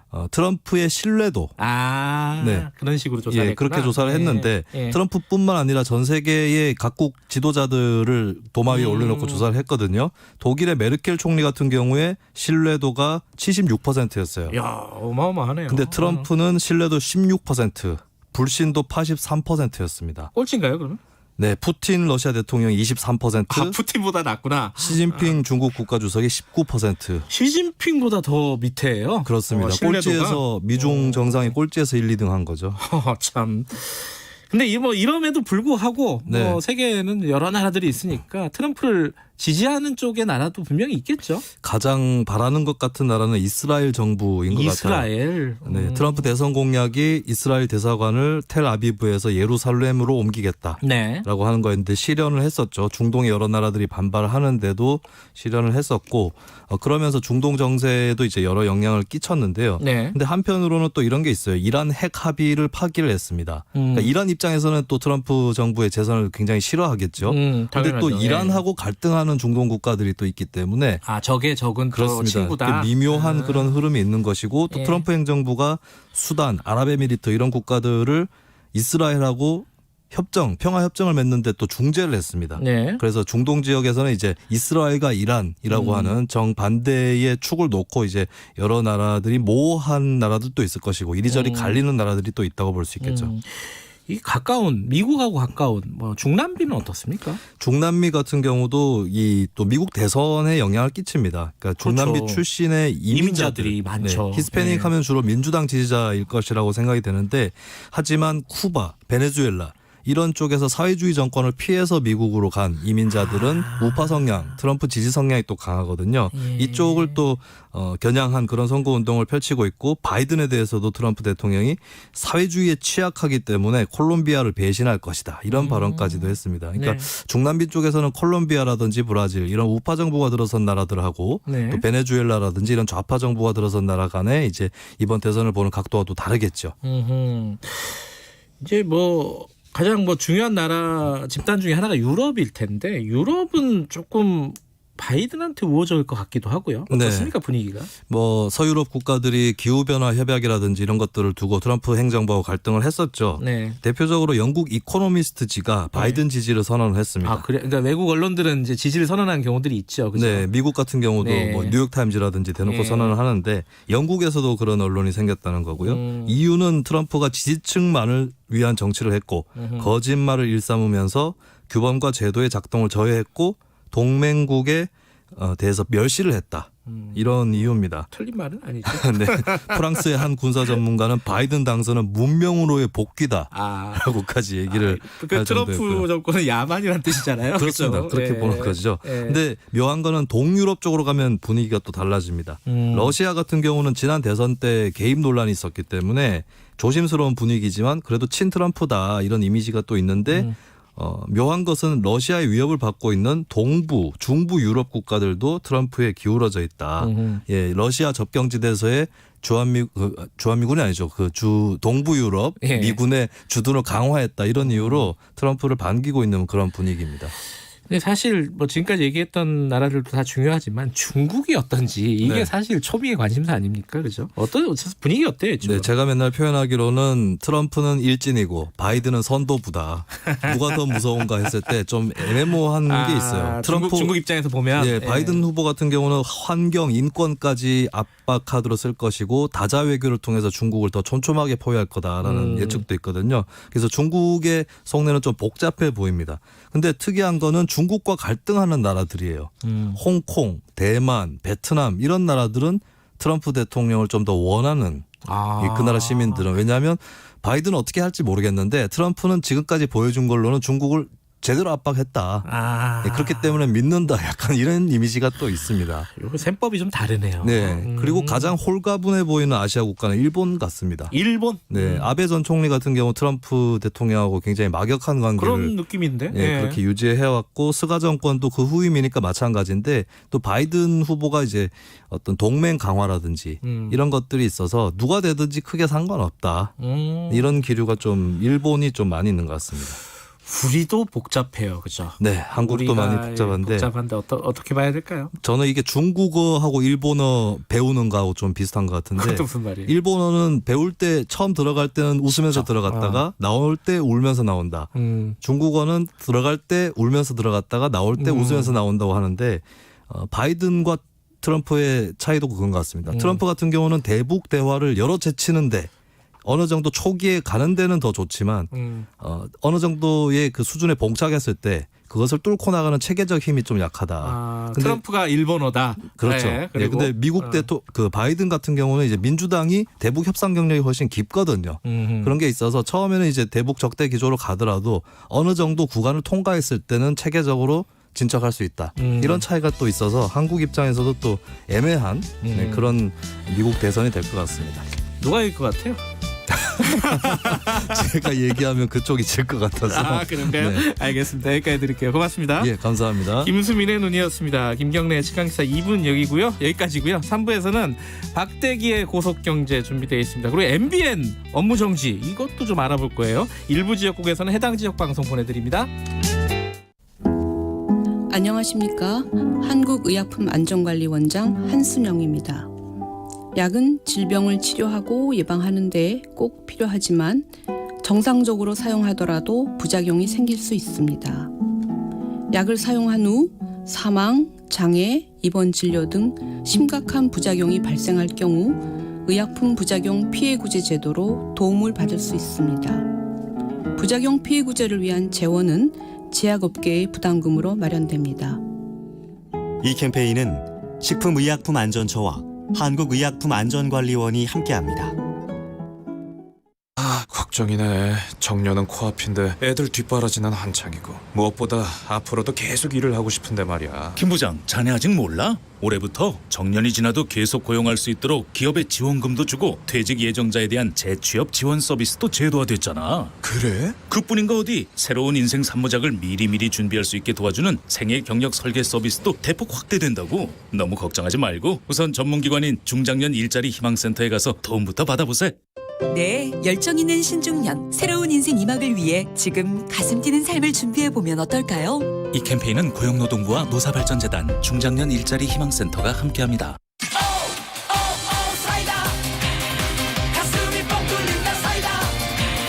갈증이 사라진다 사이다. 오태훈 시사본부 다 으아. 사이다. 가슴이 뻥 뚫린다 사이다. 갈증이 사라진다 사이다. 꽉 막힌 시사 이슈 사이다처럼 시원하게 뚫어드립니다. 매일 낮 12시 20분 오태훈의 시사본부.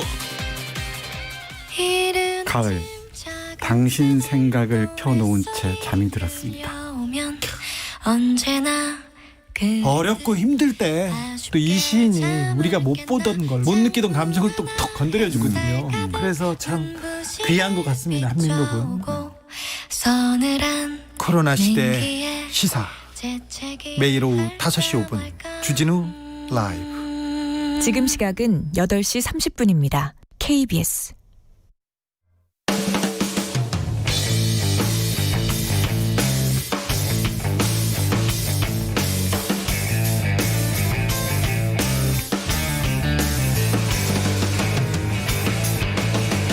김경래의 최강 시사.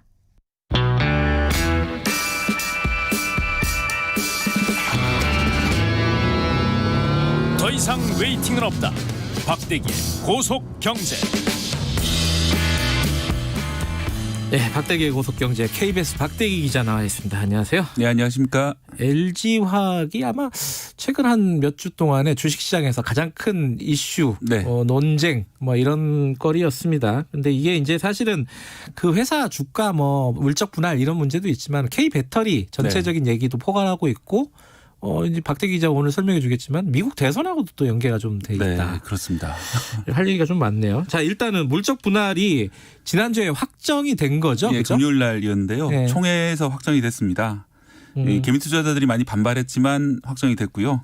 개미 투자자들 같은 경우에는 이 BTS를 보고 소속사에 투자를 했는데 BTS가 다른 소속사로 넘어간 격이다라면서 이 배터리만 떼내서 분할하는 거에 대해서 상당히 많이 반발을 했었거든요. 그렇죠. 무슨 청원도 하고 막 그랬어요. 네, 청원도 나오고 했는데 투표 자체는 이제 싱겁게 끝났습니다. 82% 찬성으로 끝났고요. 그러면 그 개미 투자자 말고는 전부 다 찬성을 했다는 뜻인가요? 국민연금이 반대를 했었습니다. 국민연금 10% 정도. 국민연금이 반대를 하고 또 일부 개미들이 반대를 해서 이런 결과가 나온 것 같습니다. 그러면 외국인들 다 찬성 거의 했다고 봐야 되겠네요. 예, 외국인 지분이 40%였는데요. 아마 대부분 상당수가 찬성을 한 것 같습니다. 그렇구나. 일단 하나하나 좀 차분히 알아보겠지만은 참 주총에 갔다 왔다고요? 직접 취재를? 예, 제가 주총 취재를 하려고 이제 한 주 정도 있어가지고. 주주로 간 거군요. 예, 주주로 이제 들어가서 취재를 했는데요. 취재진한테는 원래 공개를 안 하나요? 공개는 안 됩니다. 그래서 제가 주주로 갔구나. 취재를 하기 위해서 이제 주요 회사 주식을 한 주씩은 가지고 있어요. 대단하십니다.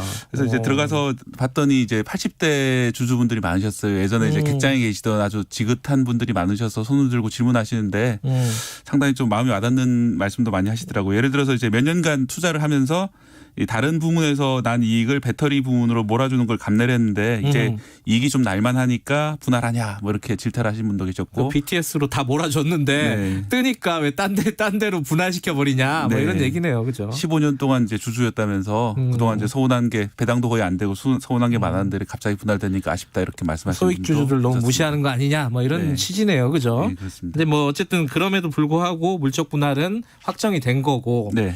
하나하나 알아보죠. 아까 국민연금은 반대를 했다 그랬잖아요. 네. 국민연금이 그러니까 외국인도 찬성하고 기관도 찬성하고 했는데 왜 국민연금은 반대를 했을까요? 네, 국민연금이 가장 반대한 큰 이유는 이제 주주가치 희석인데요.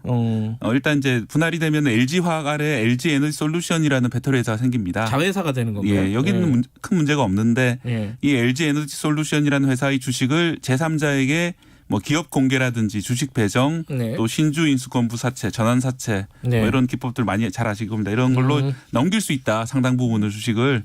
또 그런 결정을 할 때 LG화학 주주가 관여 없이 LG에서 알아서 이렇게 넘긴다. 분할을 해버렸으니까 관여할 수가 네. 없는 거네, 그죠? 그래서 이제 주주 가치가 희석될 수 있다. 이런 점들이 가장 큰 우려점이었습니다.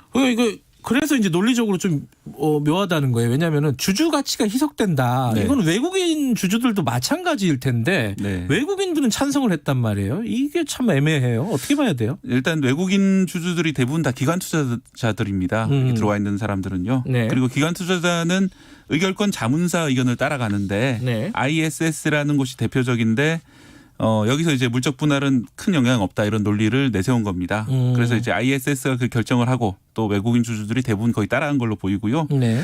이게 이제 ISS가 외국계 의결권 자문사이기 때문에 사실 외국에서는 물적 분할이 문제가 없습니다. 예를 들어서 많이 아시는 구글 같은 경우에도 알파벳이 모회사로 있고 물적 분할된 회사라고 볼 수 있거든요. 그래서 물적 분할 자체로 이제 자회사가 100% 소유로 생기면 큰 문제가 없는데 네. 문제는 이제 우리나라처럼 이 자회사들이 별도로 상장이 되고 자회사 주주와 모의사 주주 사이에 이해상반이 생겨 이런 것들이 현상들이 문제인데 구글은 상장이 안 돼 있는 거고. 예, 그 알파벳만 상장이 돼 있거든요. 그렇게 돼 있구나, 구조가. 예를 들어서 애플 같은 경우에도 아이폰이 잘 된다고 아이폰을 따로 상장시키진 않죠. 그런 식으로 하나의 그 계열 자본에는 하나의 회사만 상장 회사만 있는데 우리나라는 예를 들어서 뭐 LG나 삼성 같으면 수십 개 회사가 이렇게 상장이 돼 있잖아요. 네. 그리고 그 상장하는 과정에서 이제 결국은 총수의 지배권이 보존이 되는 식으로 이제 상장이 되면서 뭐 자본은 늘어나는데 그 소액주주들이 그런 권리나 이런 것들은 잘 보호되지 않는 경우들이 있는데 과연 ISS가 이런 한국적 특수성을 알고 결정을 했을까? 뭐 이런 의문점이 남는 것이 사실입니다. 한국적 특수성을 고려하지 않고 일반적으로 일반적인 물적 분할 자체는 법적으로도 문제가 없고 뭐 깔끔한 분할이기 때문에 뭐 구글도 하는 거고 뭐 찬성하지 않았을까 하는 게 뭐 추측인데 내막은 알 수가 없죠. 그렇죠. 네. 그 중에 고려 사항 중에 하나였겠죠. 네. 자, 그냥 어쨌든 이제 물적 분할이 됐는데 그러면 이제 LG화학은 뭘 어떻게 하겠다는 거예요? 물적 분할을 하고 나서? 네, 앞서 말씀드린 대로 자회사를 만든 다음에 그 회사 지분을 일부 넘기는 방식으로 아마 대규모 투자를 유치할 겁니다. 투자를 유치한다? 네. 사실 LG화학이 돈이 많이 필요한 상황이 맞거든요. 왜냐하면은 이 배터리가 세계적으로 지금 난리가 난 상황이고 배터리 전쟁이라고 할 정도로 치열한 경쟁을 하고 있고 또 LG화학이 수주해 놓은 배터리 잔고가 150조 원어치입니다. 그게 어느 정도예요? 감이 안 잡히잖아요. 작년에 LG화학이 판 게 6조 5천억 원 정도이기 때문에 약 20년치 수주 잔고가 있는 셈입니다. 그러니까 따로 영업을 하지 않아도 20년 동안 그 납품할 그런 양이 있을 정도로 정말 어마어마한 그런 수주가 몰려 있는데 이 수주를 채우기 위해서는 결국 공장을 신설해야 되는 거고요. 이 공장 신설에는 배터리도 이제 반도체 못지않게 그 설비 투자를 많이 해야 되거든요. 연간 한 3조 원 정도 이상을 투자를 해야 되는데 뭐 이런 투자 자금을 아마 끌어올 걸로 예상이 됩니다. LG화학은 계속 그 얘기를 하고 있는 거죠. 투자를 하는 가장 용이하고 효율적인 방법이 분할하는 거다. 네. 그죠? 저는 약간 좀 다른 생각을 가지고 있습니다만 LG화학 측은 또 그렇게 얘기하고 있는 거고. 어쨌든 LG화학 조금만 더 살펴보면은 작년에 뭐 6조 5천억 원 배터리를 팔았다는 거 아니에요, 그죠? 네, 작년에 세계 4위였는데 올해는 지금 세계 1위로 진출하고 있습니다. 갑자기 이렇게 1위로 도약하게 된 배경은 뭐예요? 예, 유럽 때문입니다. 한마디로 말씀드려서요. 유럽에서 올해 강력한 그 이산화탄소 배출 규제를 실시를 했거든요. 자동차 업체별로 그 회사가 판매하는 차량의 전체 이산화탄소 배출량 평균을 내서 어느 기준 이상이면 몇 조 원까지 이제 벌금을 내릴 수 있게 돼 있습니다. 그러니까 뭐 벌금이 뭐 몇백만 원 이런 게 아니라 몇 조 이렇게 되기 때문에 이 회사들로는 전기차를 팔지 않을 수 없고 그러다 보니까 유럽의 공장을 가지고 있는 LG화학이라든지 SK이노베이션, 삼성 SDI 쪽 이제 배터리를 많이 사오게 되고 뭐 그러면서 갑자기 LG화학이 세계 1위가 됐고요. 작년까지 1위였던 곳이 중국의 그 CATL이라고 하는 회사인데 이 회사는 이제 유럽에 납품할 능력이 좀 떨어지는 상황이거든요. 3위는 이제 일본 파나소닉인데 여기는 이제 테슬라랑 주로 거래하기 때문에 유럽 쪽은 좀 거래를 많지 않습니다. 그렇기 때문에 우리나라 회사들이 뭐 1위, 뭐 4위 이런 식으로 이제 질주하고 있는 그런 상황입니다. 그러면은 전기차 그럼 뭐 테슬라 생각나고 그래서 미국도 생각나고 그랬는데 미국은 유럽보다 이런 전기차가 활성화 아직 안 돼 있는 거예요? 그러면? 네, 캘리포니아 주라든지 좀 진보적인 주에서는 전기차를 활성화를 많이 시키고 있는데 예. 그 외의 미국 대부분 지역에서는 아직 워낙 휘발유 가격이 싸잖아요, 미국에서. 그렇죠. 예. 그리고 이제 트럼프 대통령이 사실 파리 기후 협약도 탈퇴하면서 이런 이제 전기차라든지 친환경 연료에 대해서 그렇게 큰 관심을 안 보였거든요. 그런 네. 와중에 미국은 아직까지 전기차 시대가 오지 않았는데 유럽은 갑자기 올해 닥친 거죠. 그러면서 예. 이제 K 배터리 이런 쪽이 많이 올라갔는데 만약에 이제 미국 대선 결과 이제 바이든이 당선이 된다면은 아마 내년부터 미국에서 어마어마한 전기차 수요가 발생하고 왜냐하면 미국도 강력한 아까 말씀드린 유럽처럼 강력한 규제가 들어오면서 어마어마한 전기차 배터리 수요가 다시 등장하고 예. 그러면서 이제 LG화학이라든지 SK이노베이션이라든지 또 삼성 SDI 같은 우리나라 배터리 회사들이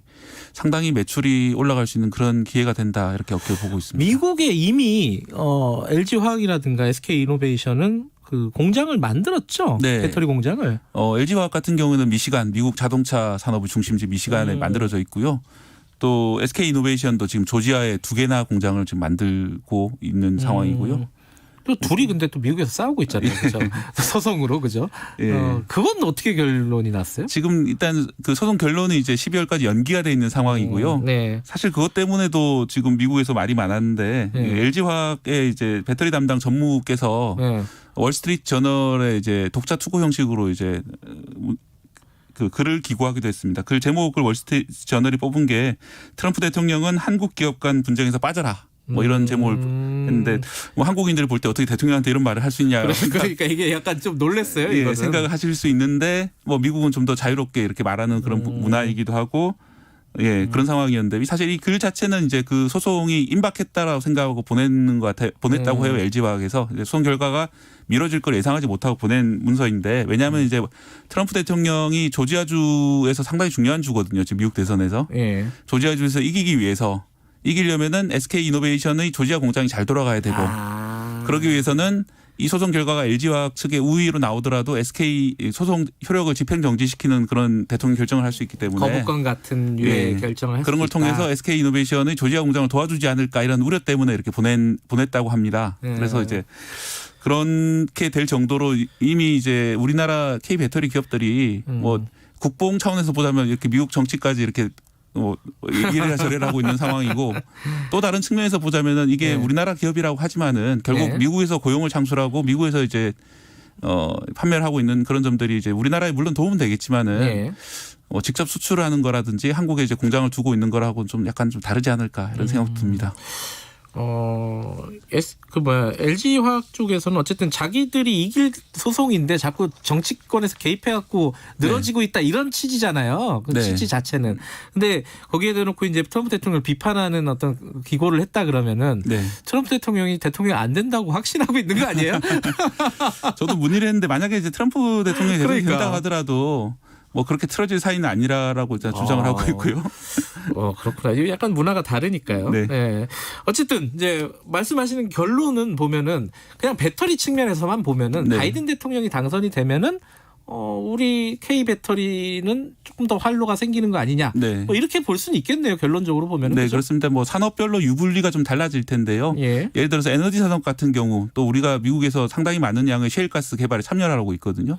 또 SK가 그걸 참여를 하고 있어요. 그래요? 그래서 제가 작년에 미국에 갔을 때 미국 기자들이 이제 SK가 개발하고 있는 이 셰일가스에 대해서 저한테 여러 가지 문의를 하고 그러더라고요. 그래서 뭐 그런 지경으로 상당히 미국에도 많이 진출해 있는 상황이기 때문에 에너지 기업들 같은 경우에 손해를 좀 볼 수 있고 반대로 이제 2차 전지 기업들은 좀 득을 볼 수 있고 반도체는 좀 애매한 것 같습니다. 반도체는 손해 보는 면은 어떤 점이냐면은 트럼프 대통령이 이제 강력한 대중국 압박을 통해서 중국이 반도체 개발 의지를 상당히 꺾어놨기 때문에 상대적으로 우리나라가 반사적인 이익을 우리가 해달라고 한 건 아닌데 반사적인 이익을 보고 있는 상황이었는데 화웨이 같은 이런 것들이요. 그런 것들이 없어지기 때문에 좀 단점이 있는 반면에 또 이제 전 세계적으로 자유무역에 찬성하는 것이 바이든의 입장이기 때문에 뭐 그런 매출 증대도 기대할 수 있기 때문에 약간 좀 중립적인 것 같습니다. 우리가 뭐 선택할 수 있는 문제는 아니니까요, 그죠? 네. 결론이 나오면 거기에 잘 적응을 하고 빨리 효율적으로 잘 적응하는 게 문제겠죠. 예, 또 하나 제가 하나만 포인트를 말씀드리자면은 바이든 대통령 자체의 단성뿐 아니라 블루웨이브가 지금 미국에서 문제가 되고 블루웨이브는 또 뭐예요? 이번에 상원의원, 하원의원 선거가 같이 치러지기 때문에 상원, 하원 그리고 대통령까지 전부 다 민주당이 차지할 수 있으면 민주당 이제 색깔 블루. 예. 4년 전에 이제 레드웨이브라고 공화당이 전부 다 차지를 했기 때문에 트럼프 대통령 마음대로 정책들을 가져갈 수 있었던 것처럼 이번에 이제 민주당 마음대로 정책을 가져가는 시간이 오지 않을까 그런 것들이 좀 화제가 되고 있습니다. 알겠습니다. 뭐 K배터리, 뭐 LG화학으로 시작해가지고 뭐 대통령 선거까지 얘기하게 됐네요. 여기까지 듣겠습니다. 고맙습니다. 고맙습니다. KBS 박대기 기자였고요. 지금 시각은 8시 43분입니다. 이 시각 교통정보입니다. 월요일 아침 출근길 정체 계속되고 있는데요. 먼저 경부고속도로 서울 방향으로 옥천 부근 3차로와 갓길에 걸쳐 화물차가 고장으로 서 있습니다. 조심히 이동을 해주셔야겠고요.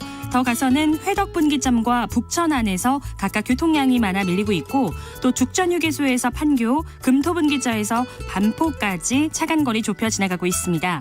반대 부산 쪽으로도 한남에서 서초, 죽전에서 수원, 동탄 분기점과 오산 일대에서 각각 답답한 흐름입니다. 이후 영남 지역으로 가서는 노포 분기점 부근 3차로에 역시 화물차가 고장으로 서 있으니까 잘 살펴 지나셔야겠습니다. 동해고속도로 속초 방향 망상 1차로에 승용차 사고가 발생해 처리를 하고 있습니다. 주의를 해주셔야겠고요. 영동고속도로 강릉 방향으로도 새마을 부근 3차로에 화물차가 고장으로 서 있으니까 조심히 지나시기 바랍니다. 같은 강릉 쪽 경인 지역 정체 구간으로는 반월터널에서 부곡, 신갈 분기점, 용인에서 양지터널 쪽으로 더딘 흐름 이어집니다. 지금까지 KBS 교통정보센터였습니다.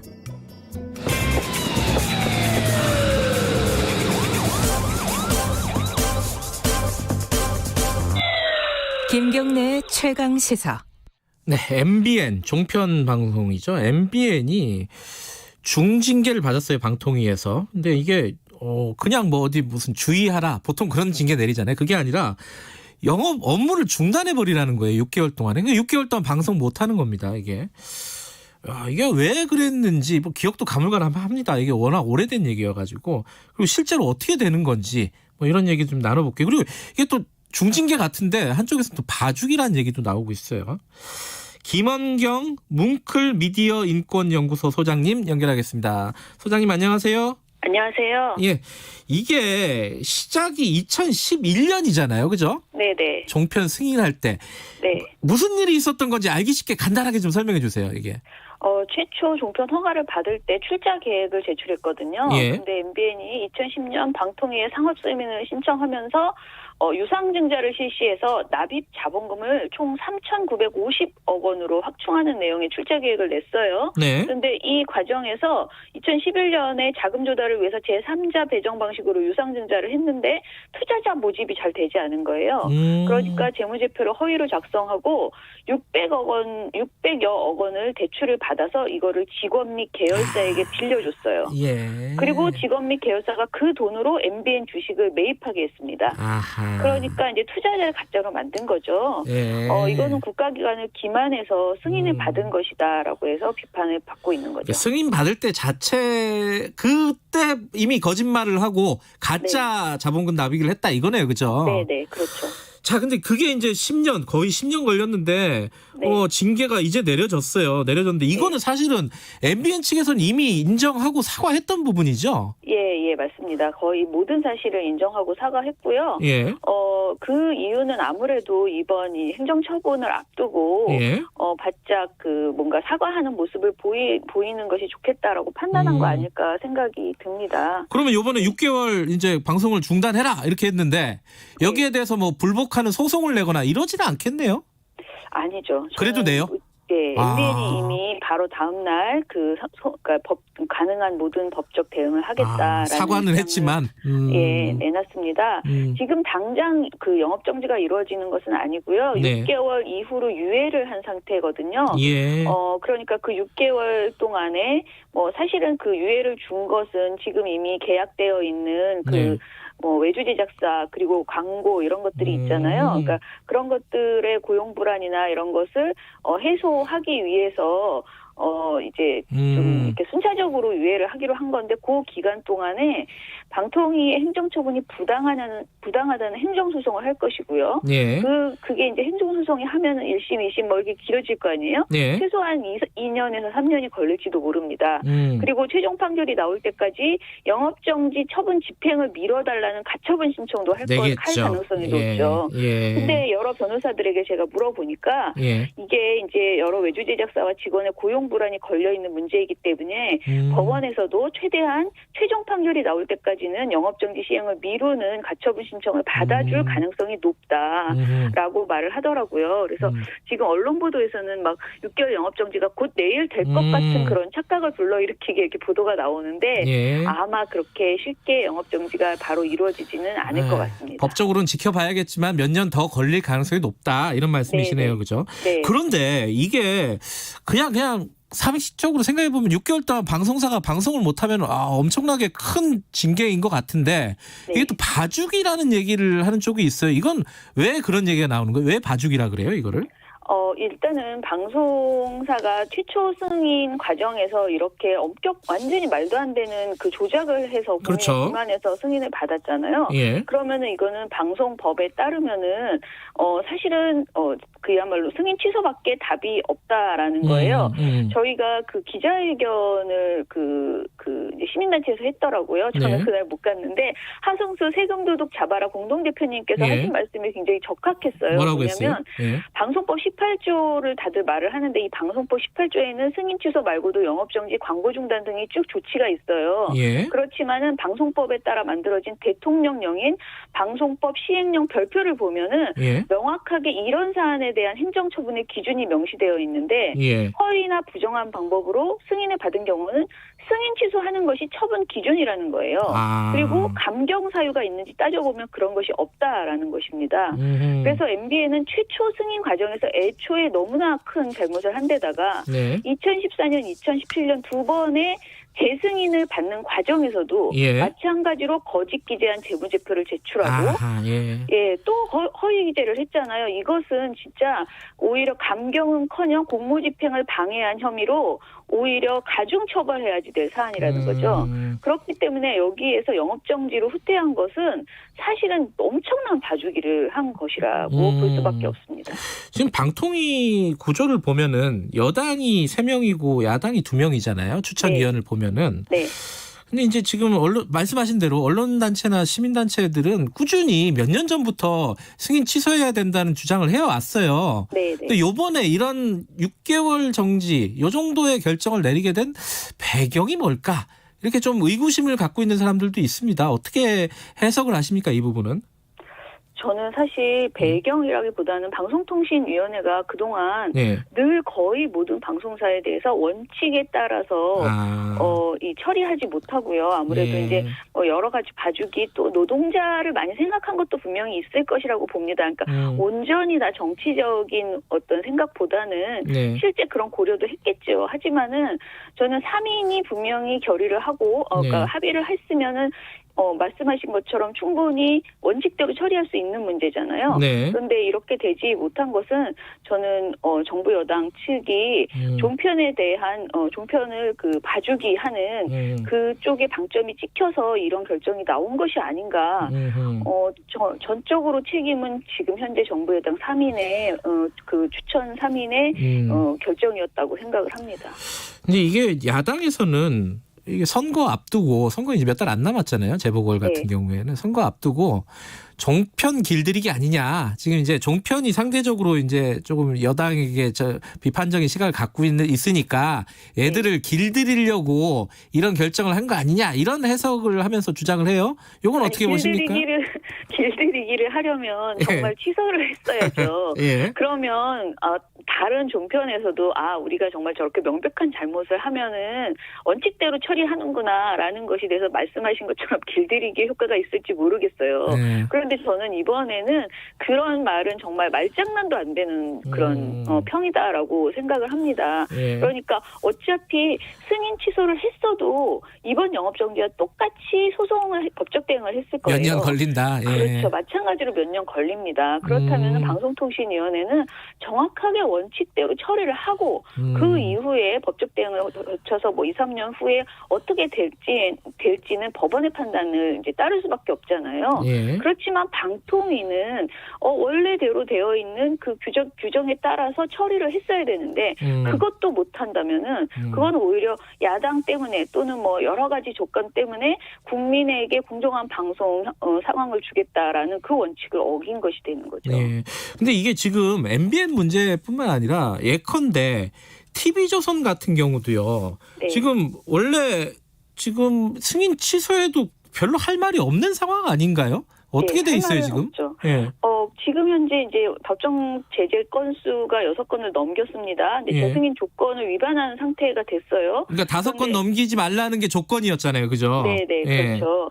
그런데 이제 이것을 가지고 만약에 올해 말이니까 내년에 예. 내년 초에 뭔가 이제 결정을 하면은 재승인 시정 명령을 내리건 뭘 하면은 예. 또 이것에 대해서 TV조선도 마찬가지로 예.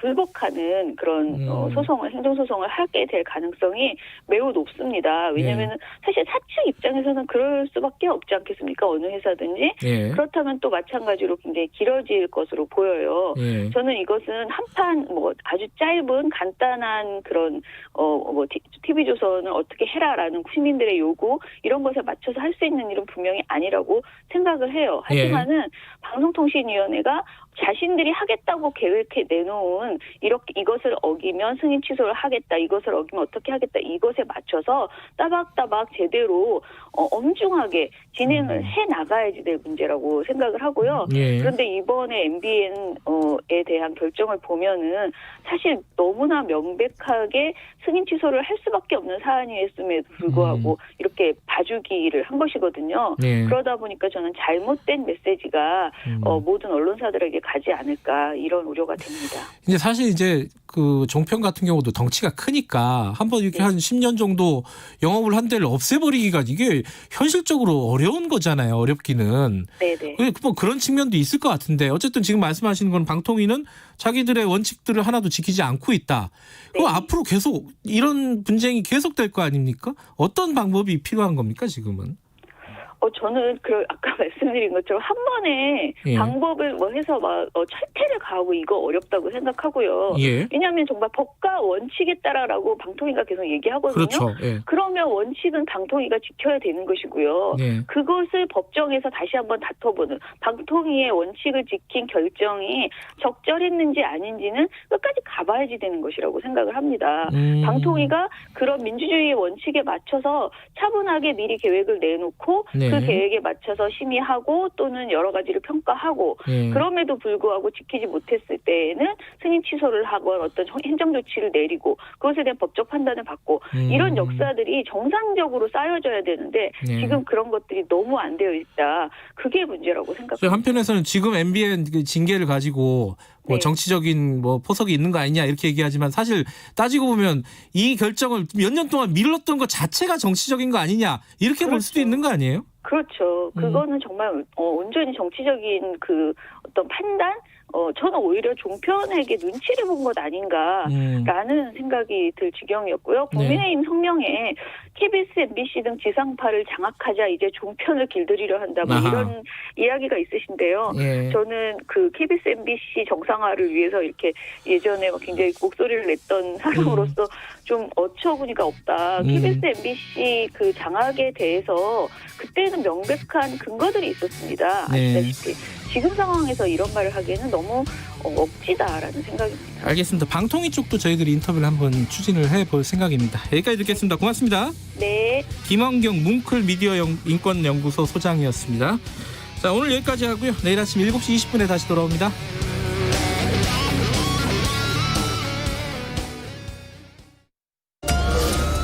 홍천에서 불이 나 한 다세대 주택에서 불이 나 시간당 80mm에 가까운 폭우가 쏟아집니다.